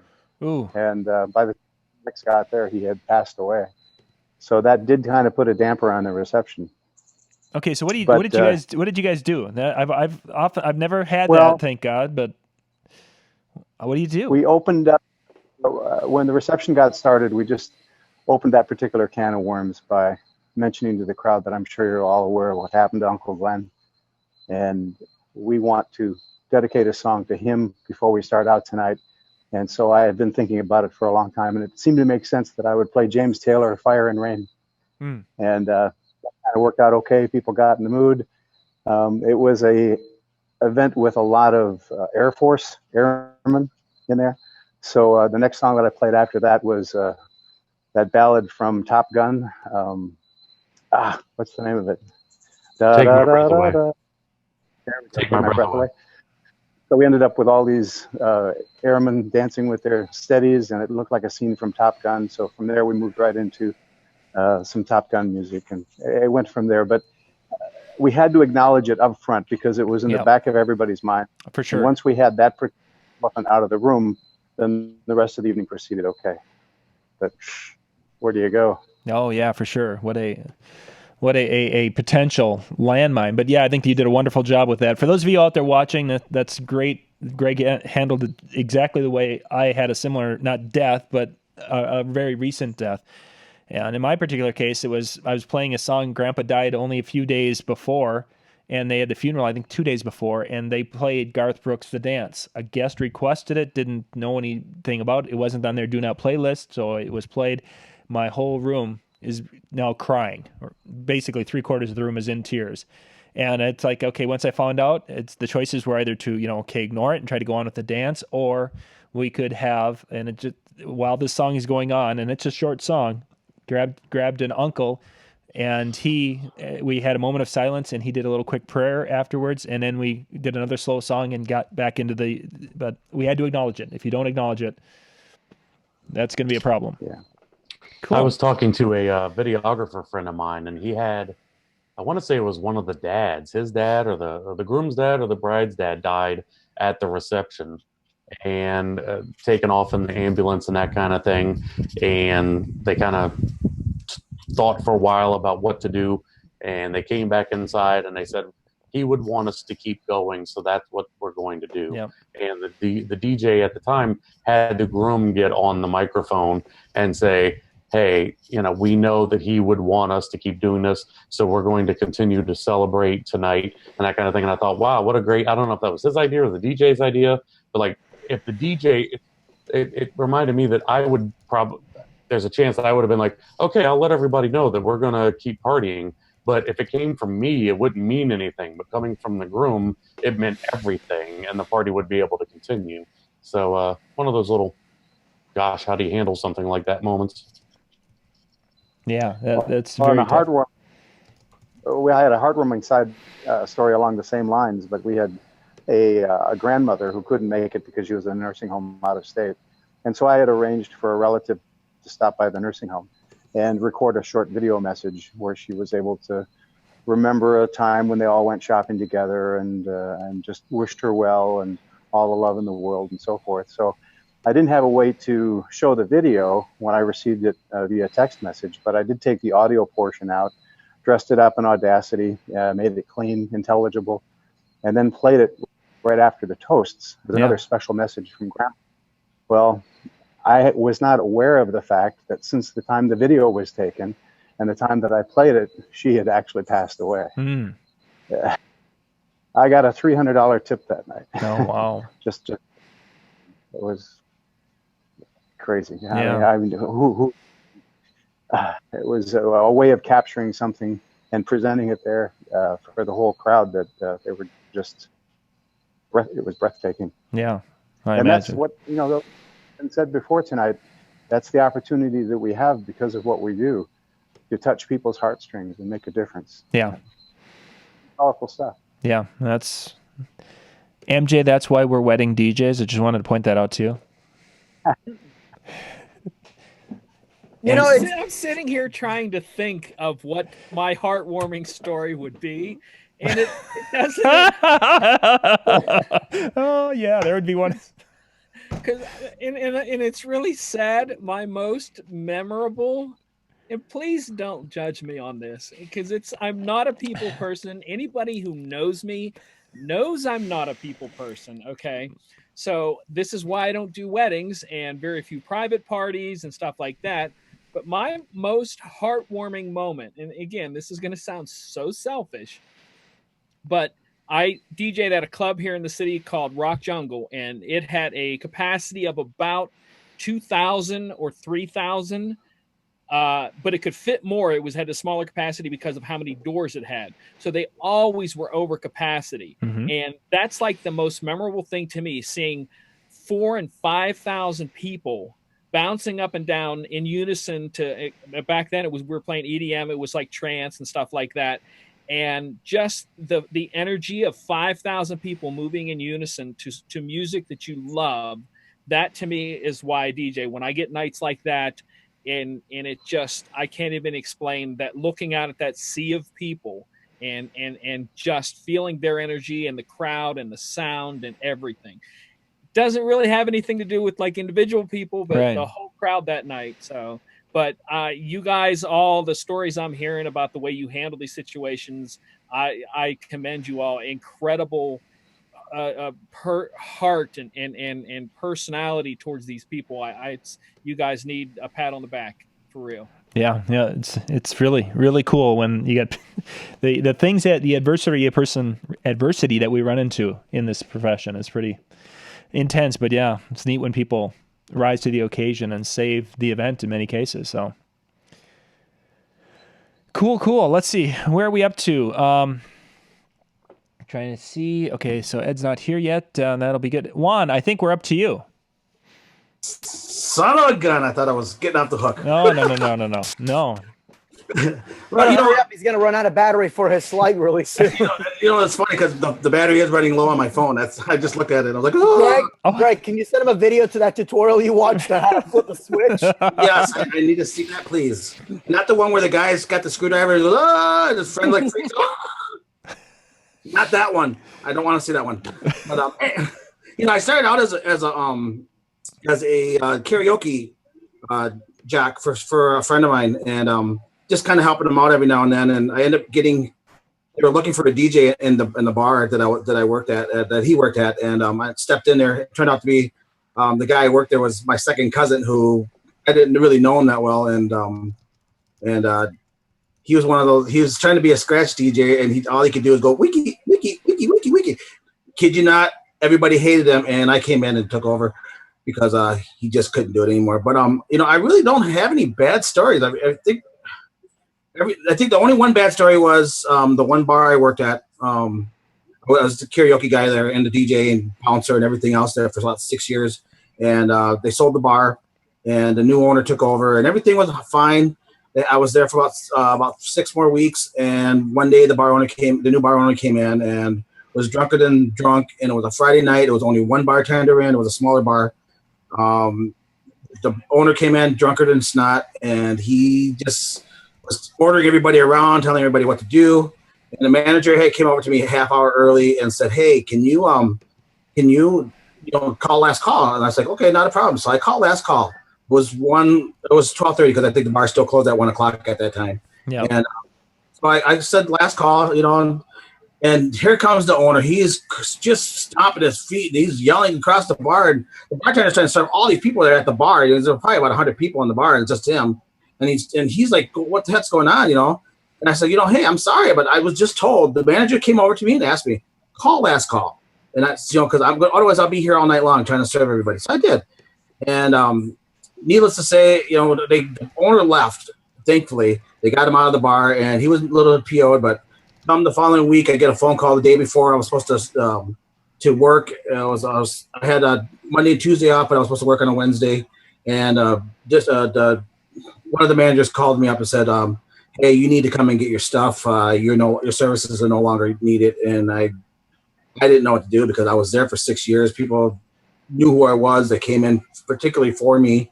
And what do you do? Just take your humble beginnings and kind of move on somewhere else, and which I did. I thanked the owners, and I went back to them and visited them and said, "Hey, thanks for the opportunity." And I know it's not personal, it's just business, even though I knew it was personal on his end. Yeah. But I, sucked it up and moved on forward. But as far as weddings, I get no greater pleasure than working with my clients and trying to give them the best that things they've never seen before in a wedding. And because I'm not a cookie cutter DJ. I try to every wedding should be different. You shouldn't always, at least for me,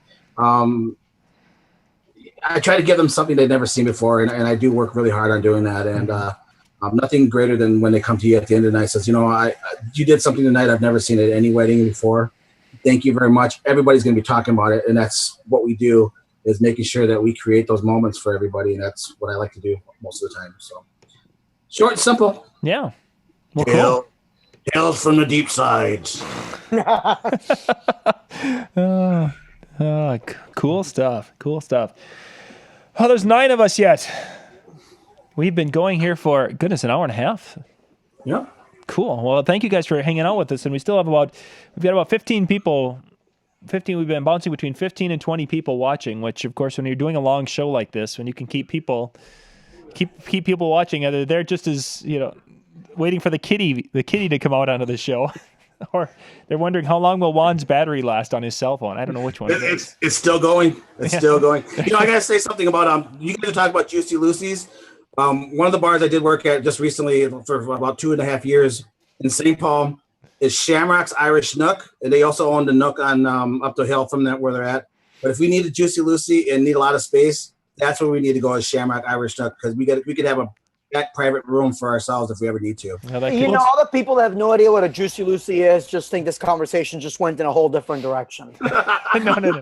Well, we did. Well, I think you must have stepped away to go get your grilled cheese sandwich or something, because we did define what a Juicy Lucy was. No, I know what it is, but I'm saying if you don't know what a Juicy Lucy we defined it. So hopefully, of course, if there's new people that are with us that are impressed by the kitty cat, I think now on Urban Dictionary looking up Juicy Lucy. Yeah, that's a different. In the parking lot here, where I've been glad that I had the headphones on and that they couldn't actually hear this coming across my speakerphone. Yeah. What is that man over there doing? He's with Juicy Lucy. 911. What's your emergency? There's a strange man who's walking around and his phone is making these weird voices. I don't know what's going on. Cool And stuff. there's the whole. I'm totally responsible. Around Sue. Sorry, somebody. Okay. I thought I lost my light there to touch the button. There we go. Okay, let's see. Arnaldo, you said you had another heartwarming story to share with us. So yeah, two really quick ones actually. There's a horror and a heartwarming. It's not really a horror because it played out well in the end. But I was doing a lunch gym for one of my schools. Where I go out there in the middle of homecoming, get everybody all hyped up.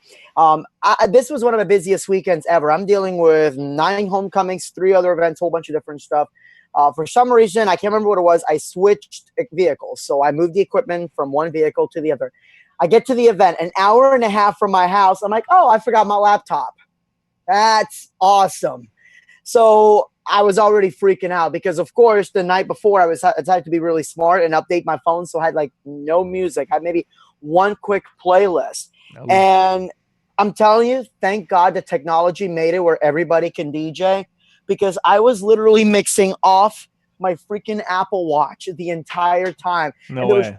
There was no cell phone signal, so I got stuck with whatever limited songs I have, and I'm trying to mix halfway in between. Well, the DJ, I'm like, I'll just buy Algorithm DJ because apparently you can do it from the phone.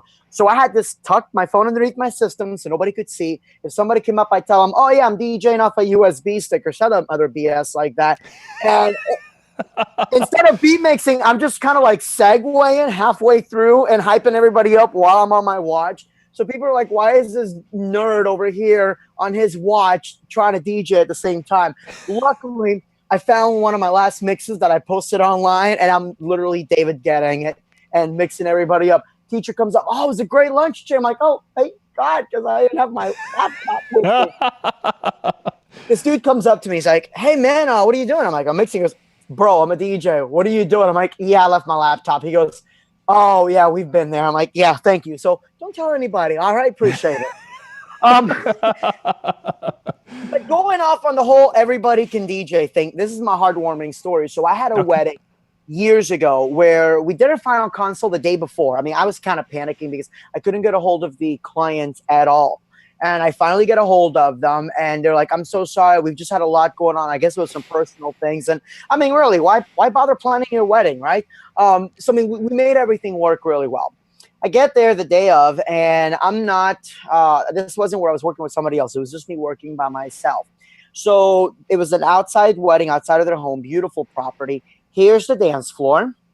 And way on the other side, there I am. Unfortunately, that's the way I had to go because I guess it rained or something and God hates me, whatever the case may have been. So I'm in between, the gazebo where they had to put the dance floor and when the other side. I'm like, you know what? I'll make it work one way or another. This was before Virtual DJ had a remote app. I was barely getting this. If you remember, John, when I had my Wiimote that I can control. Yep, I remember that. Yeah, okay. So it was before I really had that all down pat. So I'm getting ready for the grand intros, and I told them, look, I'm way on the other side, so you have to give me a second just to go back and forth. And they're like, yeah, no problem. Flower Girl comes up to me, and she's like, I want to help. This girl, 4 years of age. I'm like, okay, there's really nothing I can do. And her mom's like, no, come back in line. I'm like, you know what? Fine. If she wants to help, no problem. And I literally told her, okay, so here's what I want you to do. When I point at you, you're going to push this button. So I literally instructed a 4-year-old, I need you to push play when I point at her. So now I'm closer to where I need to be. I point at her. I'm like, all right, start the music. And of course, everybody's like, oh, how cute. She's starting the music and all that. And she did it on cue. Actually, she's better than half my staff. So I mean, I should have hired her on the spot. So that went over really well. Well, then during dinner, she pulled up her chair and she goes, can I help? Mike? Okay, fine. So I had her help me dismiss tables because I don't announce tables. You know, a lot of us don't. We don't announce tables over the microphone because that's bad. I go up to each individual table. I'm like, you know what? I'm going to milk this. I had her go up to the individual tables for 2 reasons. One, it was really cute. You know, everybody knows who the flower girl is, obviously. Yeah. And everybody was, you know, everybody found that adorable. Also, the food wasn't professionally catered. It was done by the grandmother who was making handmade tortellinis and offered me a plate. So you're darn right I'm going to sit down and enjoy some delicious food. So they're dismissing the tables. Comes up, which table next? It was really cool. No. The entire night went like this. I mean, she hung out with me during the dance set. During the Bouquet and Garter songs, you know, I had mega sex. So all the songs were queued up. I told her, you push this when I point at you. And they went over really well. To this day, I make the joke, anybody can DJ because I had a 4-year-old do it. But it was cool because, you know, I mean, I go back, you know, and unfortunately I wasn't really blogging that much. So I didn't get a chance to get but a couple footage of it. But to this day was really neat that I was able to incorporate a 4-year-old into my gig, you know, whereas most people, you know, would try to humor it for a second. I'm like, no, I'm going to use this as much as possible. I don't have an assistant. She's there wanting free help, free child labor. Let's do it. The parents thought it was adorable. Bride and groom thought it was great. The 3-digit tip was really worth it in the end. But it was just really cool. You know what I mean? Yeah, there's always a lot of heartwarming stories that we experience as DJs, but I've never had a 4-year-old that was really, you know, that astute. That's like, hey, I want to help out. Okay, here, push buttons, and you do it. So for anybody that says, hey, you know, how do I start DJing? Well, you start at the age of 4. Exactly. And you go and work with someone who knows what they're doing, so that way it all becomes a positive experience. Exactly. Now get ready for all the thumbs down from all the people that tuned in right when I said anybody can DJ. Yeah. Exactly. It'll be a rush, man. They're going to hate us. Oh, cool. Well, guys, we've talked about a lot. We've got one more. Shaney's going to be coming on with us in just a few minutes. So we'll have to actually clean up our act and be respectable. Let's see. Are there any questions in the comments area? I've been kind of following along. One. Yeah. Where? Mike. Oh, yeah, there we go. I'm looking at the screen with all the different pictures, and you're okay. You know, so was this? You said that you wanted to test something. What's the results of the test? Yeah. Well, what we're doing for those of you watching, and even the guys who are here, we're testing a different software. When you're seeing this Brady Bunch thing right now, we've got 9 of us on at the same time. So if we wanted to be one of those, you know, that one of us could be. One could be doing the bass line. One could be doing the first guitar. Yeah, exactly. So we won't go there and punish you people with that. But this is a different website that has this ability for us to have up to 50 in this. Not that we wanted to do 50, but it allows us to have people coming in and out, and we can do things with, you know, making the person go full screen and having it back and forth like this. And I think, let's see, Greg was on a cell phone. And Juan, are you on a tablet or are you on a laptop? Your laptop, okay. And Dan was on his tablet. So this software will allow us to do group things. Yeah, there's Greg on his cell phone. So for those of you out there who use Skype will allow you to do a group thing also. But if someone is on, like in Greg's situation, he would not show up. He would just be his little icon. And he wouldn't show up in our chat, and as would have Dan earlier. So there's some new possibilities with this software, and I think we've had a pretty good connection. We lost it when Chris was talking earlier. What the software does is it held on to what Chris was saying a little bit as his bandwidth started to get choppy, and we didn't notice it as much with this particular recording. But what it'll do is it'll hold it, and then it'll all of a sudden try to catch up. So it happened a little bit with one of the times Chris was talking, but otherwise it'll just hold it and then try to keep those words. So you may drop a word or two, but you won't drop a ton. When we did a test the other day, the audio actually stopped for about 10 seconds, and then when it started up again, it just ran all 10 seconds as chipmunk mode till it caught up again. But anyway, so this is the test of Zoom, and it's been going very, very well. And I think people are talking at the on the chats that things have gone pretty well. So, so we're not gonna try Messenger Pigeon like we had talked about earlier. Well, that's for the next show. Okay. That's for the next. Hey, John, when I'm over here on my computer, changing it from speaker view to Brady Bunch view. Yep. Does that affect everybody or just me? Just you. Oh, good. I was going to say, I hope I'm not messing with everybody. Yeah, no, you're not doing anything, and I don't even think the only thing I can do as the host of it is I can mute and turn cameras off. So, other than that, I mean, I've been switching it to like right now we're Brady Bunch mode, and then I've been switching to whoever's speaking and putting them up as a full screen because it makes it for a better picture. Yeah, exactly. So. Like right now below Dave there is Arnaldo's picture, and that switches as people are bouncing in and out, and because Arnaldo was up here in the upper one corner for a while, and then he was over there, and so it's a consistently changing thing. Good stuff though, really. I like it. It's worked well on my end for what that's worth. Yeah, well, that's good to know how this is coming and how things are going to work out because.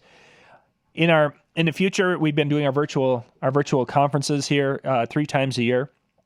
And our next one we're going to be doing November 9th, 10th, and 11th, but we're going to be recording that and doing that down in the cities in Minneapolis for that show. And then our February one, I'm hoping that we can work a version of this and we can do a live virtual expo and have it so that we will have presentations and to be able to do everything live. And then having a live chat going so people can ask the presentation and we can actually do a couple of question and answer questions afterwards.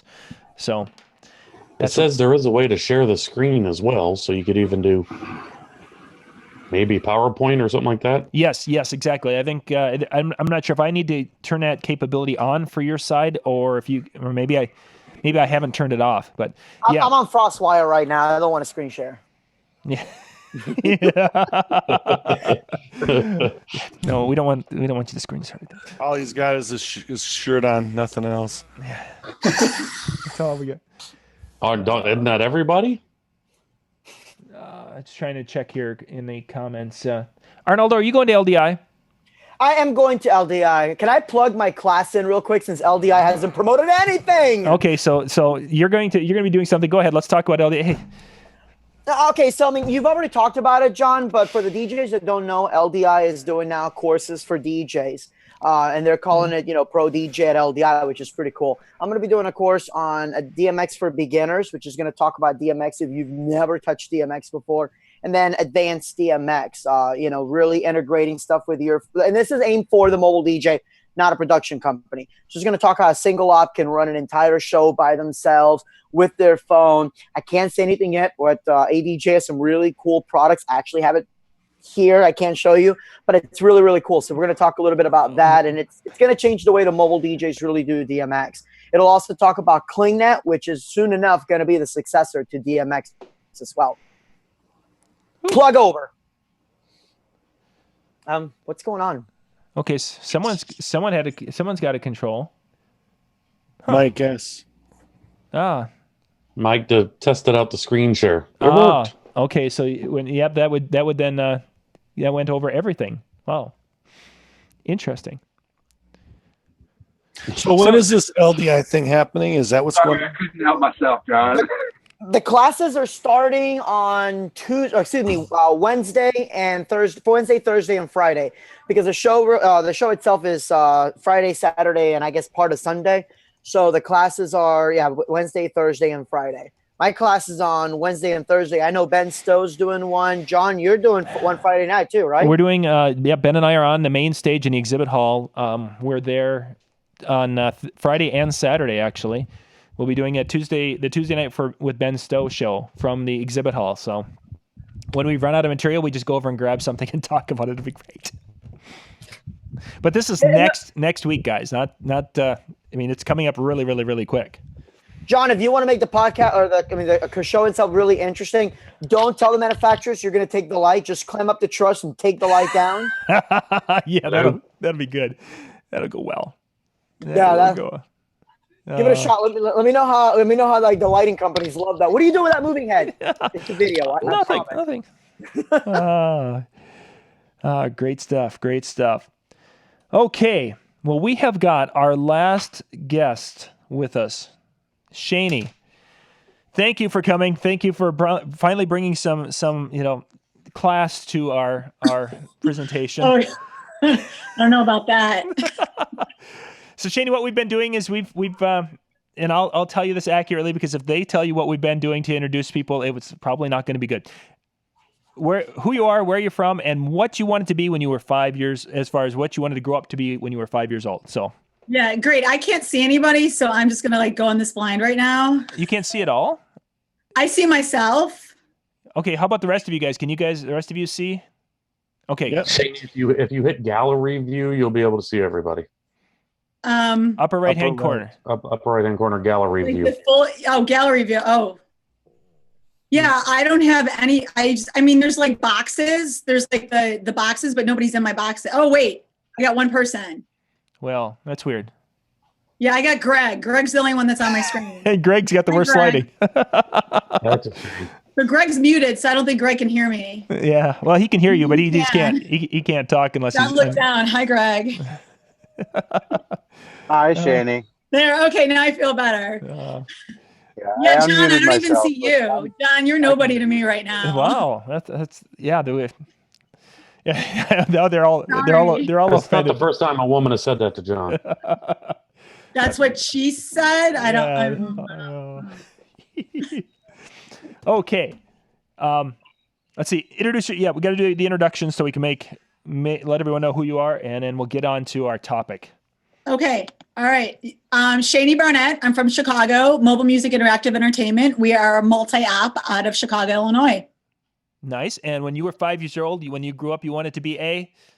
I don't even remember what I had for dinner yesterday. So, I mean, when I was 5, I think every day I want to be something different. Okay, we're keeping kind of a running total. So. Well, I mean, I wanted to be a dancer, and I did become a dancer. So dancing was the whole thing I wanted to do. So I did. I actually became. See, now people are popping up on my screen. Okay, good. Now I got like people coming up. Yeah. But like, David is like 3 places in my screen, but it's just like a still of David. So it's kind of weird.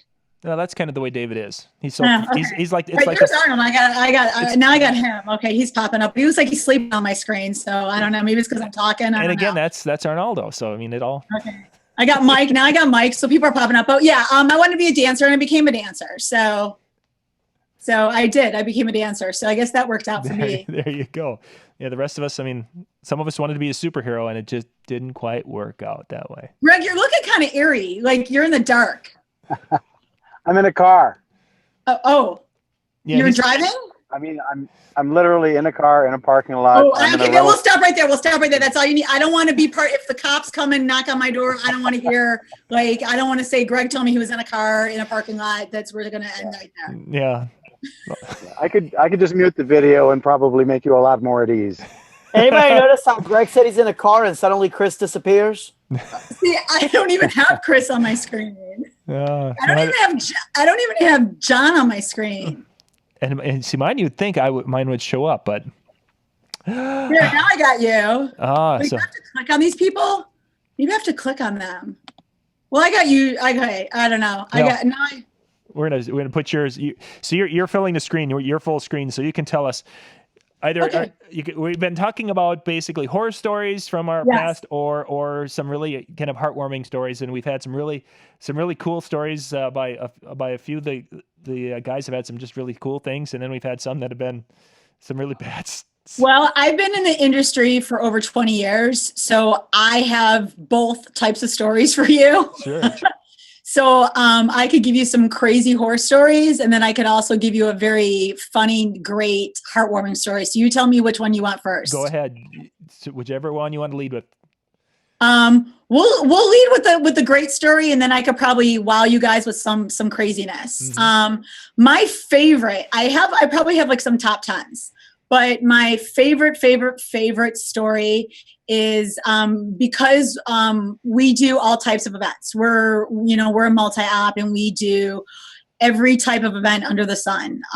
We do bar mitzvahs, we do weddings, we do sweet 16s, we do birthday parties, school parties, corporate events, you name it, we do it. So that's what I love about our company is we can do all types of events. And the event that we did was a birthday party for a young girl. But the young girl was a young girl of an NBA player. So the way he wanted it was a birthday party for her. Mm-hmm. And then when the kids left, he wanted an after party for him and his friends. So we said, sure, we can do that. So it was birthday party. And of course it was at his house because he has the room, for it at his house. So it was a very, nice birthday party for her. And then it got a little crazy for the after party. So if you can envision very tall gentlemen who don't really have a lot of dance rhythm, dancing and jumping around, and me, of course, making them do interactive moves as I like to do on my type of events. Mm-hmm. It was a very, very fun night of making them do the cha-cha slide and Cupid shuffle and everything, of just large basketball players who have absolutely no rhythm. And, that I'm like, they can play ball and they can dunk, but they can't even do, walk to the left and walk to the right without running into each other. And this is like without even any alcohol in them yet. So it was pretty funny. And then once the alcohol started kicking in, it even got, worse, I can say. Oh, wow. Worse in a good way, though. It definitely got worse in a good way. But it was the first part of the party was very nice. I mean, he threw a great party for his daughter. And what I loved was he was very low key for her and her friends. Mm-hmm. Even though he knew he was famous and had famous friends that were there, it was about his daughter and it was about her having a good time. And he kind of just stayed in the back and, and it was about her. And I love that. Mm-hmm. Very cool. So that was a very good party for me. I loved it. And then I love that the after party, I just got to do whatever I wanted and make fun of these guys and they, and just do what I want to them and treat them like crap. And it was great. Mm-hmm. That's interesting, though, that you mentioned that that the athletes, generally, I found that when I've done events for athletes, I thought they were some really good dancers most of the time, especially the better quality athletes who are could. Some are, some just, some aren't so great. Some are, they don't know their left. Some of them, it scares me they don't know their left from the right, because when they're on the court, you would think that they know their left or the right, or they're on the field. And I was like, wow, okay, your other left, we're going to move with our other, this way. We're going to go that way. That way. Okay, Funny. But it was fun. They had a blast, though. They had a blast just having fun and just, hanging out and just letting loose. And it was a good time. Yeah. That was my little feel-good story. Cool. Now let's go to the dark side. Okay, now we go to the Darth Vader side. So probably like one of my worst stories, and I'm so glad that this was one of the stories that I could say I wasn't part of it. And I'm glad to say I wasn't part of it because of my health issues. There's a lot of events I usually don't eat at events, and it's more because I have health problems. Sure. And I bring my own protein bars and my own snacks and everything. Well, it ended up that most of the guests, including the bride and the groom, got food poisoning. Oh, no. Oh. Yeah. And the food was actually from the cocktail time. So there was time for the food poisoning to kick in. So towards when you got the whole dance floor packed and you're wondering where everybody is, are they out for a smoke? Why is everybody gone at the same time? Is something happening? Is everybody just at that time where they're all going up to the hotel rooms? What's going on? Yeah, everybody was in the bathrooms. It was bad. It was bad, including now. At this point, I was doing a 2-man show, so I was the MC, and my DJ also had some food from grabbed some food when he went to go get the cocktail system. Saw some leftover food out there and decided to grab some of the food on the way back. So he ate some of it as well. So he started running to the bathroom a little more frequently than he normally does. Oh, yeah. Yeah. So, so I was like, okay, I'll DJ MC that, and then it just got to the point where there's something going on that everybody's leaving. Yeah. So I would say about 80% of the guests got food poisoning, including the bride and the groom. Wow. It was bad. Yeah. So did you guys end up then kind of pulling the plug on the event at a point in time? Or No, did people get over as it? I was talking to the bride, as her bridesmaids were holding her hair back, and she didn't know which way she was going on the toilet at that point, coming from, the bridesmaid movie, coming from both sides. She was crying and, I just want the party to just come, keep going, just, keep dancing, everybody. I'm like, dance, everybody, there's nobody to dance. Mm-hmm. I'm like, everybody's in all the bathrooms of the hotel. Like, what do you tell me what you want me to do? Should we just end it and figure out something else? We'll do like an after party another night. You tell me what you want me to do. But she wanted it to keep going. So it was like little spurts of people coming back in, but you get dehydrated and you're sick. Yeah. You don't want that. No, that's not a party time. No, I mean, nobody wants to like party rock anthem and, and hands in the air and drop the bass. Nobody wants to do any of that. So that was one of my big horror stories. That gives a whole new meaning to dropping the bass.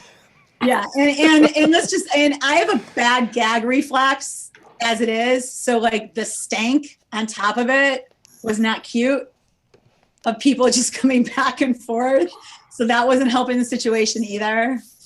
Yeah. That was probably one of the worst horror stories for me. Ew. Yeah, it was bad. That would not be pretty. I mean, I've had the occasional one where someone's had too much to drink, but not a. Yeah. I mean, I've had the drunk uncle booing me like, "There's a bad song, boo, turn it off." I've had to deal with that and everything. But that was like major horror story. Oh, I could list, like I have a whole list of horror stories. I could just keep going with that. Yeah. But our company's great. Don't get me wrong. Like, Oh yeah. Our company's awesome. Yeah, you can't control food, especially. That's one of the concerns I've always had. Yeah. I don't really like to eat at events unless I know the establishment quite well. Yeah, that was really. I just felt terrible, especially for the bride and the groom. Here's supposed to be your special day that you can't repeat, and you're both running to the bathroom during every moment. Yeah, that was a bad one for me. Oh, yeah. Crazy. I mean, I'm just happy I don't want to say I'm happy it wasn't me, but yeah, I'm kind of happy it wasn't me. As DJs, how many of us right there just tried to think of songs that would go along with that situation? Well, what's funny is because in Chicago, it's funny because like my wheels were in all those situations, like when it's raining out, you like start doing stuff like that. Let me start playing a song. So like in Chicago, we're big, house music is big with us. And I'm a big house head and I was a house dancer and everything. So there's a group out here that we used to be called Out Here Brothers. They had a song called Pass the Toilet Paper. So we kind of had to like drop that like a little underneath of the pass the toilet paper. Nice. Pass the toilet. I know. I know. I had it. You got to. I would have dropped it. I would have done. I would have played it. But that's the way I am. I mean, that's the way. That's the way. I mean, that's Leonard Skinner. Do that smell? Yeah, that's when you got like the stanky leg. But back then, the stanky leg didn't come out. So. Doo-doo Brown, start playing music with it. Doo-doo Brown, but Drop a bomb on me. What? See, you people just go the wrong direction. So quick, quit it. I would have played them all. What, did you want me to play Frank Sinatra? I mean, what? Yeah, we try to, ignore it. I mean, we're passive aggressive Midwesterners. Either tried to do something. Look, the whole place had food poisoning. What did you want me to do? Oh. Okay. Anything by Poison. Maybe. Oh. Right? That girl is poison. Start playing that too. Yeah. Perfect. Cool. Oh, good stuff though. What's that sound? No, it is. Those are good experiences. We've got some younger guys who've been watching and listening and laughing at us. How life when you're a DJ, how these things happen to you. No matter what you do, you have no control over it. It's just basically trying to make the best of a situation. And yeah, I mean, and then I've had like other like really bad horror stories where, I mean, I had a couple where I was doing a bar mitzvah. The couple was divorced, bad divorce, really bad divorce. And for those that don't know, the bar mitzvah, it's for a 13-year-old and this was a little boy, a 13-year-old boy. And it was to be a celebration for him. and the dad decided to bring this hot new girlfriend, who was probably like, I don't know, 10 years younger than the wife. And she didn't like it. They got in a huge fight inside the ballroom while the party was going on. And again, this is supposed to be a celebration. I walked over and just told them, this is for your son. This is for your son. They didn't care. The wife then calls the police. Police come to the party. I'm like, is this like really happening? Like, did the cops just show up to a 13-year-old party? Like, seriously? Wow. Yeah. So cops showed up. The little boy's like, what is going on? And I'm like, no, go party, go break it down with your friends. They're all in the hallway arguing with each other. I'm like, this is ridiculous. So, it's like, I just don't understand some people. Things like that are happening now. Yeah. Crazy. It'd have the, how do you explain to a 13-year-old that, your parents, this is going, oh. Yeah, your parents hate each other, but, mazel tov, have fun. Yeah, have fun. They both love you, but they hate each other. They hate you, let's hit the Quan, Oh, cool. I have one more story, John, if I can share it. I Yeah. think this would be appropriate back again to where I say that I don't do weddings and stuff, so I don't get that, connection with people. And I did get a connection at one time, and it reminded me when she said about an after party. I got hired at this big music festival to do the after party. So it's going, music's going, people are dancing, everything's great. Then all of a sudden the music gets turned down, and I'm like, what the heck's going on? And the guy's like, go ahead. And it's like, the music's not loud. And I continue on. End of the night, give me a paycheck, go home. They invite me back the next year to do it. And people are like, oh, you're the cow guy. And I'm like, what? And they said, you're the cow guy. I'm like, what are you talking about? And this guy pulled me over. He goes, last year when you were here, the next day, all the farmers came to this festival and complained that your music made their cows stop giving milk. I said, so you had me back? Okay, cool. Nice. Like, I don't want to tick off the Dairy Association, but Yeah, I got to make a nice connection with some, farmers, and it was great. It was sweet, Oh, that's funny. The cow guy. The cow guy. That's something not a thing I would use to explain you, or yeah. That could have caused a ripple in the whole national economic situation. Price of milk goes up. Yeah. That affects cheese and eggs and everything. I mean, transportation costs, fuel costs. So does that mean you're part of the 2%? What a bum. Wow. Oh, funny. That was good. Let's see. We are getting close to the end. Wait, I have a question, John. Oh, yeah, please. Did you give one of your stories yet? I haven't really talked about any. I've got a couple of things here that I want to talk about, and I'm going to do those at the very end. We've got one more. Ed just joined us here, and he had a couple of things we were going to talk about, and then I'll be talking about a couple of things that I've had over the years. So, Ed, is Kitty going to leave you alone so you can? Hang on a sec, Ed. I've got to unmute you here. There we go. Now you're good. There's no telling. She spent 5 hours in her car, so she's a little, little excited. Ed, before we start, we've been introducing ourselves. So introduce yourself, where you're from, and when you were 5 years old, tell us what you wanted to be when you grew up. No pressure. Like, for real. It's like serious. That's serious. We've all done it. Well, I guess they've all done it. I haven't, because I've got the control. I'm from everywhere. I did IT contract work, so I moved all over the place. I grew up in Pensacola, Florida, though.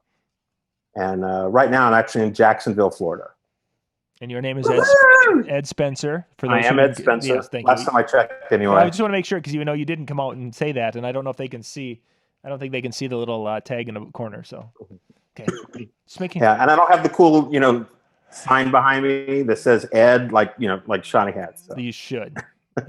Oh, I didn't even. Oh, or my backpack's right there. Hang on a second. Jetpack bags right there. No. We over get the right door. above your Oh. head. Yeah, when you would go to full screen, we can see your yeah, right up there. So Yeah. okay, Shane, we're going back to Ed now, so your sign doesn't show anymore. Okay, Ed, 5 years old. You wanted to be a what when you grew up? I have no idea. Gosh, come on, people. A kid. A kid. No, that's not a good answer. Okay. Sure it is. Horror story or a heartwarming story? Which one are you going to do for us? Oh, man. Man, that's a tough one. Since I joined late, how's it been going tonight? All horror stories? Back and forth. We've had some really heartwarming stories, a few that have come out, and we've had some that have been gross and disgusting, Shaney. Just saying, you're the one who brought up the projectile farting and projectile, out of both ends. I mean, that was your story, not mine. You said you wanted a horror story. I mean, come on. I go big. And you brought it to the dance floor. I'll give you credit for that. Yeah. Okay. So what do you got for us, Ed? Zoom. Yeah, Kitty wants to help. Yeah, Kitty wants to be famous. Let's see. Most of my horror stories are pretty lame compared to some of the ones. You could borrow one of mine. Or you could go with the heartwarming story. A moment where you really, you felt you were in this profession for the right reason. Most of my horror stories deal with just personal drama. Mom and dad don't get along. Bride doesn't want dad to walk her down the aisle. She wants stepdad to walk her down the aisle, but then dad gets all pissy about it.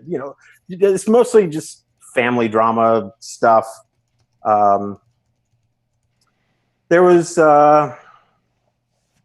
been a number of times over the years where, I've done stuff that, I really knew I was doing it for the right reasons. Mm-hmm. One was it was actually earlier this year.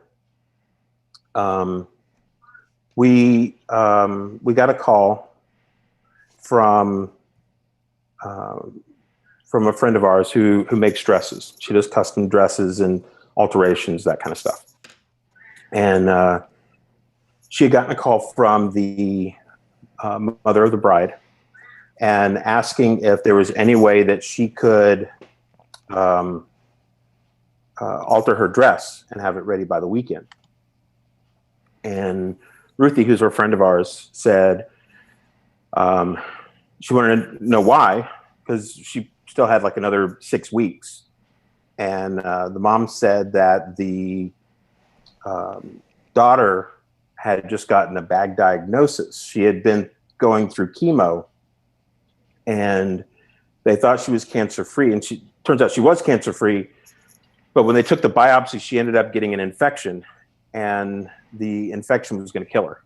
Oh, and they gave her probably something over about 2 weeks to live. Ooh. And her wedding was supposed to happen in June, and this was about 8 weeks before the wedding, 6-8 weeks before the wedding. And so they were scrambling to have the wedding that weekend. And Ruthie posted kind of this heartfelt message, about, she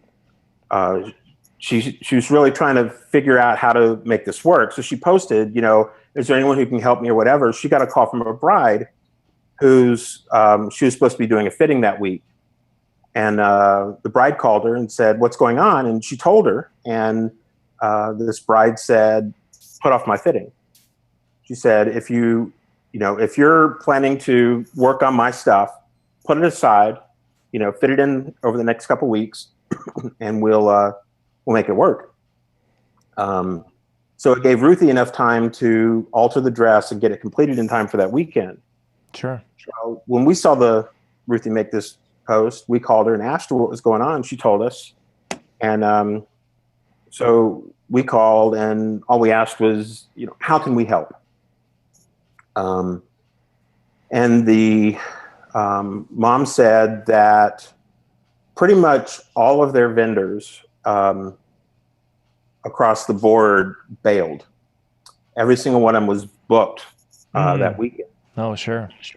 So the only one that they still had was their wedding officiant, who was their Sunday school minister, teacher that worked with them as young as in Sunday school and as their youth program. Mm-hmm. And so we volunteered to come out and play music and DJ and anything that they needed, coordinate, set up, anything. So they accepted. And then we made a few phone calls to other wedding vendors. She really wanted to have a photo booth of some kind commemorate her, her wedding and that kind of thing. So a friend of ours had a small photo booth that they brought out and set up. And it was just, it was really this great moment where everybody it was almost like an Amish barn raising where like the whole community just came together and wedding. Sure. And when we showed up, Haley was in her bedroom resting, and we were playing music and just cocktails and whatever. Literally, she got dressed. They took a couple photos. She came out. They got married. She immediately came back in, sat down on the sofa. They had some cake. Correction. She sat on the sofa, fell asleep. Her husband cut the cake by himself because she was just too wiped out. Right. Eventually, they moved her from the sofa into the bedroom where she could get some more rest. And so it was tough because I'm supposed to be playing this wedding celebration. The bride is so worn out from chemotherapy and this infection that she's in the bedroom asleep. Sure. No food poisoning. Yeah. But, I'm trying to create this celebratory atmosphere. And at the same time, you have this young girl who's maybe 19 who has a death sentence.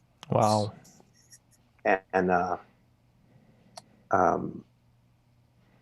yeah, it was a really rough wedding in a lot of ways. And then at the same time, it was a really great wedding in a lot of ways because her mom had just gotten engaged and they hadn't told Haley because they didn't want to tell her before her wedding. And but Haley knew. Somehow she found out. Mm-hmm. So we stayed in touch with the mom, and the mom said that the morning after the wedding, Haley said, "It's okay. You can start planning your wedding now."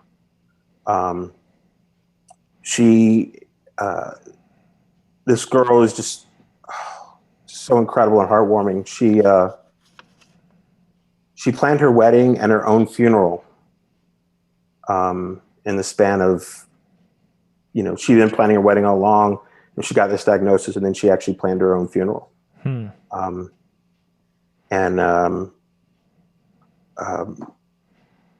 It's a bit of a modern miracle, but she's managed to stay alive for the last couple months, but her health's been failing here lately. Due to the infection or the cancer? The infection. The infection is what's really gonna get her in the end. She's cancer free. She's 100% in remission, but it's the infection that's gonna kill her. Wow. But such an incredible spirit and just incredible woman. Just this incredible young woman. And, you know, to see two young people in love, and one of them on, you know, their life is going to be taken from them, and to still go forward with them with the wedding is just, you know, it was a really rough wedding. Oh yeah, I but at the imagine. same time, you know, at the same time, Sue and I just both knew with all our heart that, you know, we were doing the right thing. We charged them absolutely nothing to come out and do that wedding. Yep. If people know me, I have two prices. I have my full price and I have free. And occasionally somebody qualifies for free. Usually it's full price. Yep. And even when I do it for free, I get what I'm worth. Her mom was talking to Haley after the wedding, and Haley was talking about the different songs she was hearing as she was kind of, you know, falling asleep and then coming back out of consciousness. And she's like, "Oh, I remember people dancing, and I remember all these music playing, and it was so happy." But it was really tough. Yeah, it was really tough.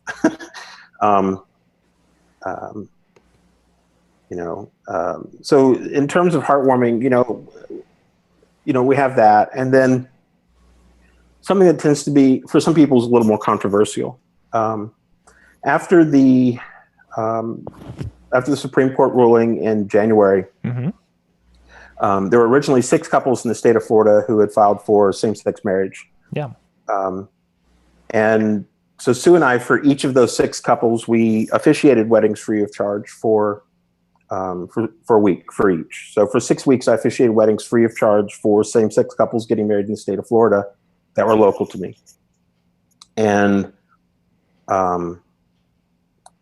it was kind of interesting because, you know, we would see couples who had been together for 10 years, 15 years, 20 years, and had lived a life of monogamy for that entire time, loved each other so deeply, and just simply couldn't get married.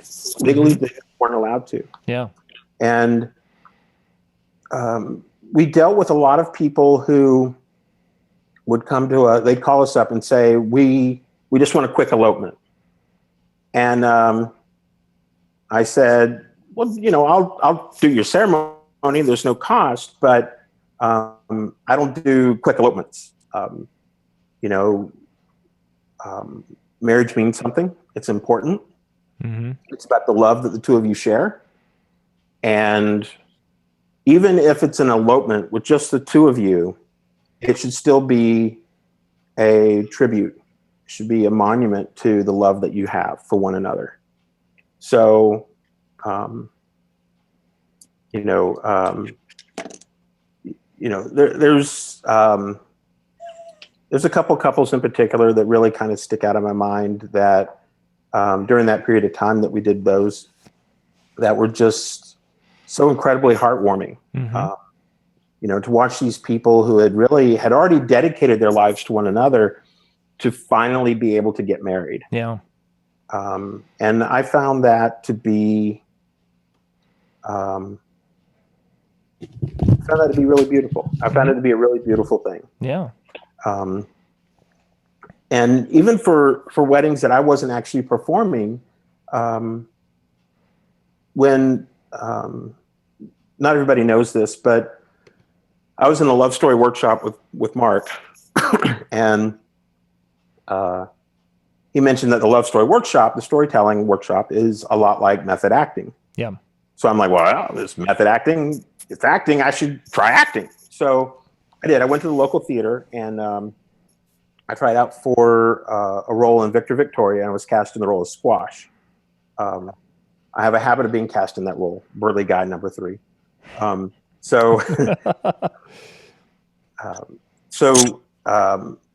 was playing, it was kind of, if you've seen Victor Victoria, it's gender roles get played with a lot in that movie. And it's about a woman pretending to be a man, pretending to be a woman, who's managed by a guy who happens to be gay. And then this very machismo Chicago gangster falls in love with the woman pretending to be a man, pretending to be a woman, and I'm his bodyguard. And the person who was playing King, the gangster in the stage production, was gay, and his partner played one of the club owners. And I played Squash.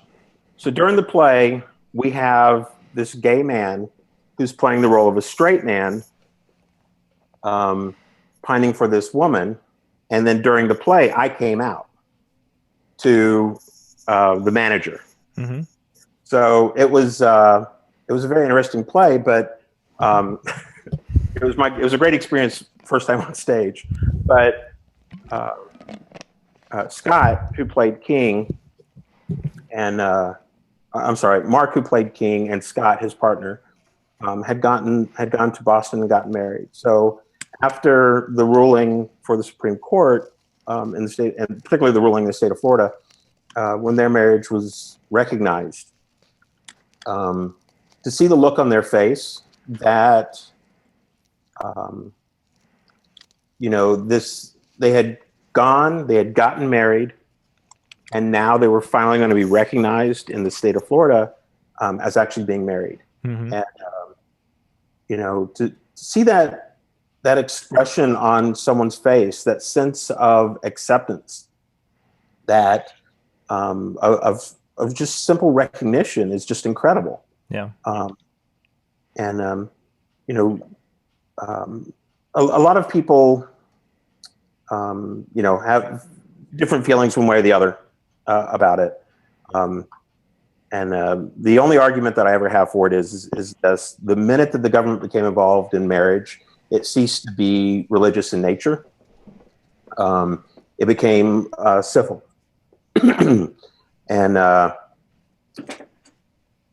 while it can certainly have a religious context, marriage is civil. It's meant as the joining of two people so that they can purchase property together. Mm-hmm. There's religious connotations beyond that. But as far as the government's concerned, that's the overarching idea. So I'd like us to get off of this topic. I felt myself going down a rabbit hole. Yeah, because this is a bad. Yeah. We'll continue. We'll continue on, but you definitely. Yep. So a bad wedding that comes to mind was we actually had a bride who went into full 100% drama mode, and actually did everything she could to ruin her own wedding. That was a very interesting experience. Yeah, I think a lot of us have probably had that bride at one time or another. Yeah. This one actually took like 4 Xanax, and it was proving to be quite interesting. So crazy stuff that some people just do at events and such. Yeah. So, probably some of the craziest wedding I've ever done was probably the Pensacon wedding, which is a Star Wars wedding, which I officiated in full Jedi regalia, which was interesting. It's interesting when you have a 7-foot Wookiee standing behind you during a wedding as you're performing a wedding ceremony. I think that's what Ben Stowe has almost every Thursday night, if I'm not mistaken. And speaking of Ben, he just joined us here. Excellent. So you just segued over to over to Ben. Well, actually, Ben was at Pensacon this past year, helped us with some of our tech support, and in LFX Pro. Most of our underlying mixing gear was all purchased from them this past year. Went to completely new rigs for all the rooms, and they did a great job getting all the stuff to us. And of course, Ben was awesome as always. He is.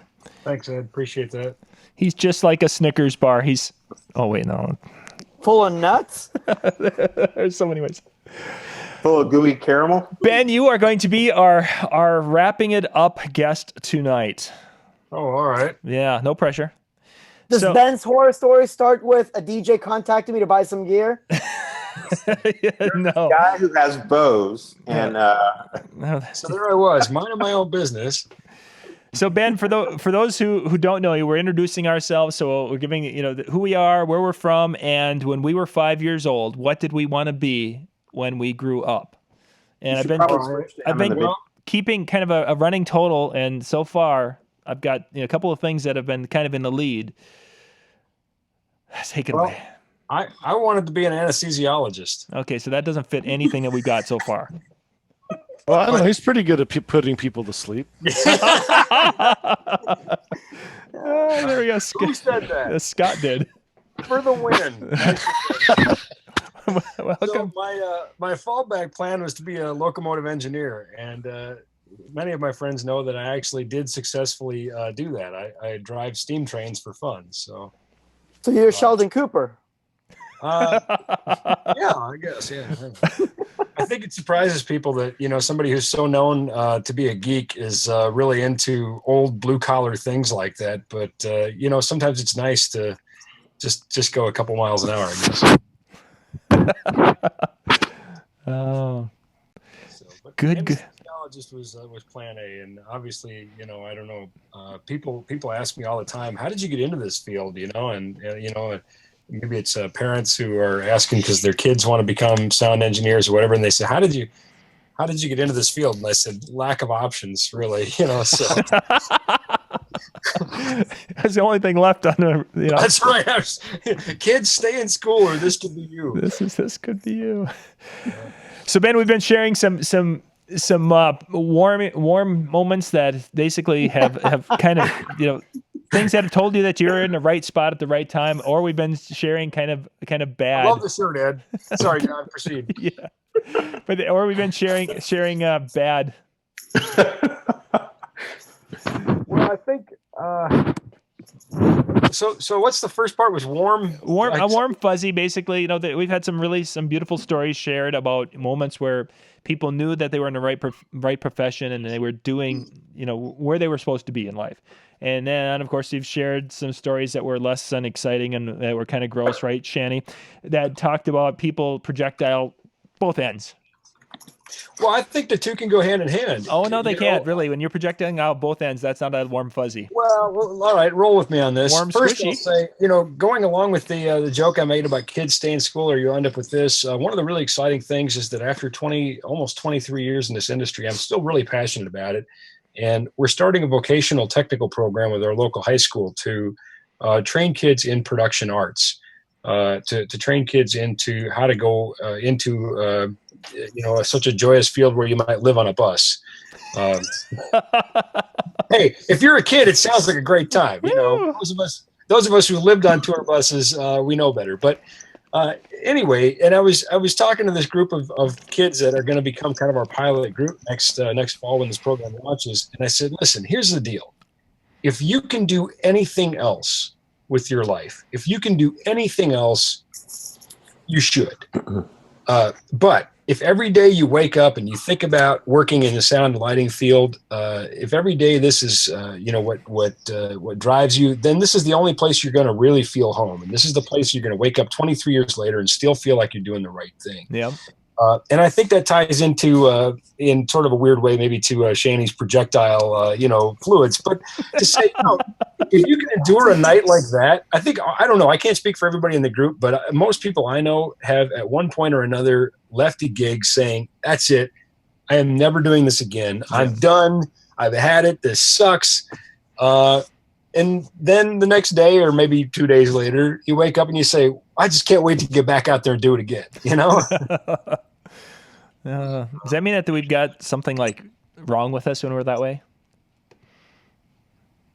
Definitely. But that's why I think that's why birds of a feather flock together. That's why we hang out together. Yeah. I got you.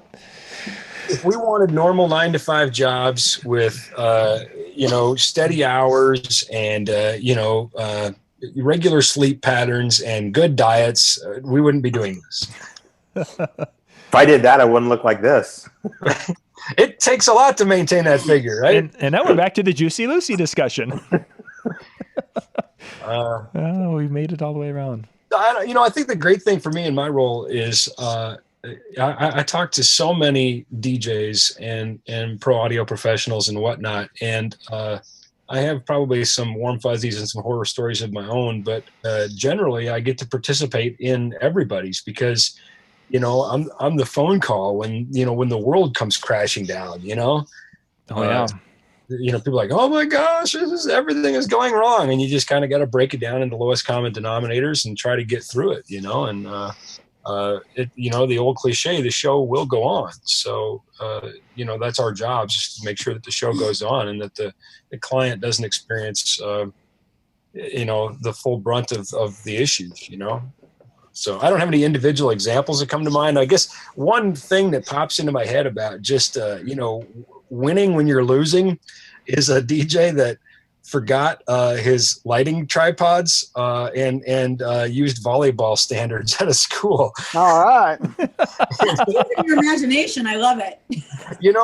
Well, yeah, and Arnaldo, you know who he is. Anybody who knows Sam, it was Sam, but Yeah. Hey, you know what? I mean, it's the best of the worst outcomes. What are you going to do? It's easy to judge. It's easy to say, well, you shouldn't forget or you shouldn't this. Come on. I mean, sooner or later, it's going to happen. I've seen tours show up, missing an entire trunk. You wonder, how did that get left? So wow. Yeah. Cool. Anyway, kudos to Sam. The clients didn't know. We all still tease him about it 20 years later. So, Good stuff. Appreciate you sharing, Ben. Appreciate everyone coming in and sharing tonight. Man, this has been a cool experiment, and it is like, goodness gracious, 10 o'clock Central. That means it's 11 o'clock for you East Coast people. And David out there, he's probably just like, yeah, it's getting time for supper almost. It's 8 o'clock. Yeah, it's time. The dinner is cooked. I just got to go eat it. Oh, well, we need to wrap things up, guys, because it is getting late, and I've got to go and tuck kids into bed. And I appreciate you, everyone, being with us, and I appreciate you guys out there watching, because it's been a long evening, and we've had some great discussion here and learned a little bit and had some really cool stories shared. And then we've had our chat board on YouTube going there and sharing some information there and learning about kitty cats and cheese sandwiches. That's been beautiful. Hey, listen, that sandwich, let's talk about that sandwich. It was absolutely delicious. Oh, I can't see your camera. You're not even turning it on, so you can't even... Oh, it is on. I don't know what happened. Oh, I can't see it. It's because there's too many people here. No. Hey, my cat was here a second ago. I didn't know that was part of the gig, right? I put him on. Yeah, that's how it works, Ben. Where were you at? Well, I'm not shooting from the studio tonight. I'm comfortably at home, so the cat wants to know who I'm talking to besides him, So when you're talking about how we wouldn't do anything else, my oldest, or actually both of them, are now really getting into the business, and for some reason the topic of drugs came up, and I told them, the best way to stay away from drugs is to join the AV industry. They're like, well, you guys don't do drugs? No, we just can't afford any. It's interesting you say that, because I encounter this all the time too, where parents are concerned about what happens at gigs, and again, I work more, I think, on the tour side now than the DJ side, but I have a strong background in history and still a strong involvement, obviously, as you know, in the DJ industry. And they're talking about all these things that happen backstage. And you want to know what happens backstage? Nothing happens backstage. This is what happens backstage, Yeah, nowadays that's for sure. No, I mean, artists are, more concerned. I mean, the last two acts I worked with both traveled with private chefs. They're much more concerned about fitness and well-being, and that's how you survive that kind of lifestyle. Not the hip hop artists. I could tell you that. Not the hip hop artists I work with. Well, I'm very selective. I'm very selective too, and I think that probably helps. Yeah. As long as I get everything in my rider, I'm good. Yeah, that's true.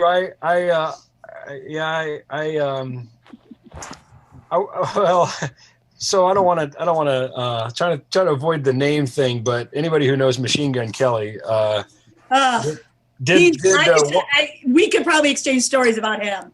I did one show. I did one show. Yeah. One show. Let me see if everybody gets one. And yeah, one show. Let me see if this text message will show up. This is really good stuff. Hang on a second. You can. Let me see here. This isn't being recorded. I guess I don't care. Yeah, it's being recorded. It's being streamed. Well, whatever. You know what? You can show it to him. Give me him You there. can't even read. It's fine. Hey, so while he pulls that up, John, other than when you said, hey, let's do a live broadcast with 10 DJs, what's your horror story? Oh. I know. I asked him that. Yep. Okay, we'll get to that. Let's see what Ben's little thing says there. Yeah. You do an I know the first MG. time you've heard this, but can you make it bigger? This is not enough money in the That's world. what she said. Sorry, Kelly. That's why I'm here. I'm here for that. All right. You want to do a machine gun tour? I'll send you the contact. Oh, I'm done with him. No, I'm good. Thank you. No. My writer would be like 7 pages for him. No. You get a writer? Yeah, I do. I do a writer. Of course I do a writer. Man, I'm going out on this tour in December, and I had to fight just to get a little bit of the catering writer kind of slanted my way. No. I mean, and I do a big writer so they can X things out of it. Then you get left what you really want. See, I'm usually on the other end of that. I'm the one who's making sure everybody gets what's on their rider. I'm not That's big right. time like. That's right. You're not in the big time. We're in No, rural Minnesota. You're got talent. Cool.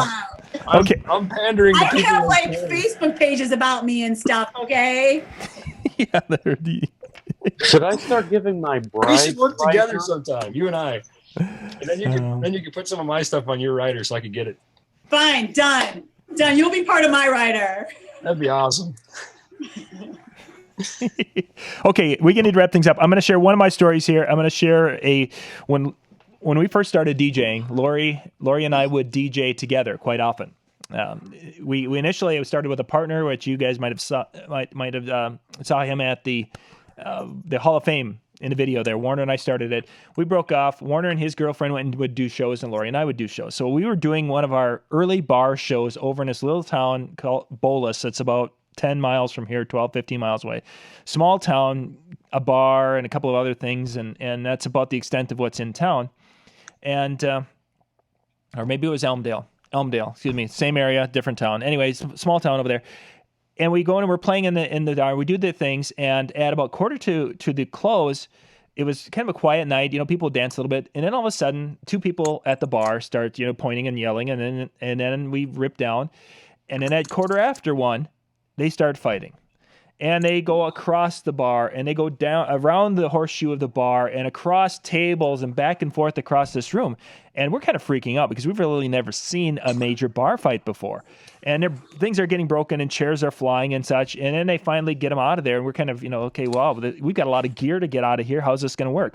So we knocked everything down. We kind of put it in a corner, and I went out to move the van around. And while I'm going and getting the van around, there's like 20 little mini fights that break out on the street. Little groups of 2 and 3 people are out there fighting and throwing each other against cars and going crazy in this little tiny town. And it's like, what in the world is? Well, it was again nothing like we had ever experienced before.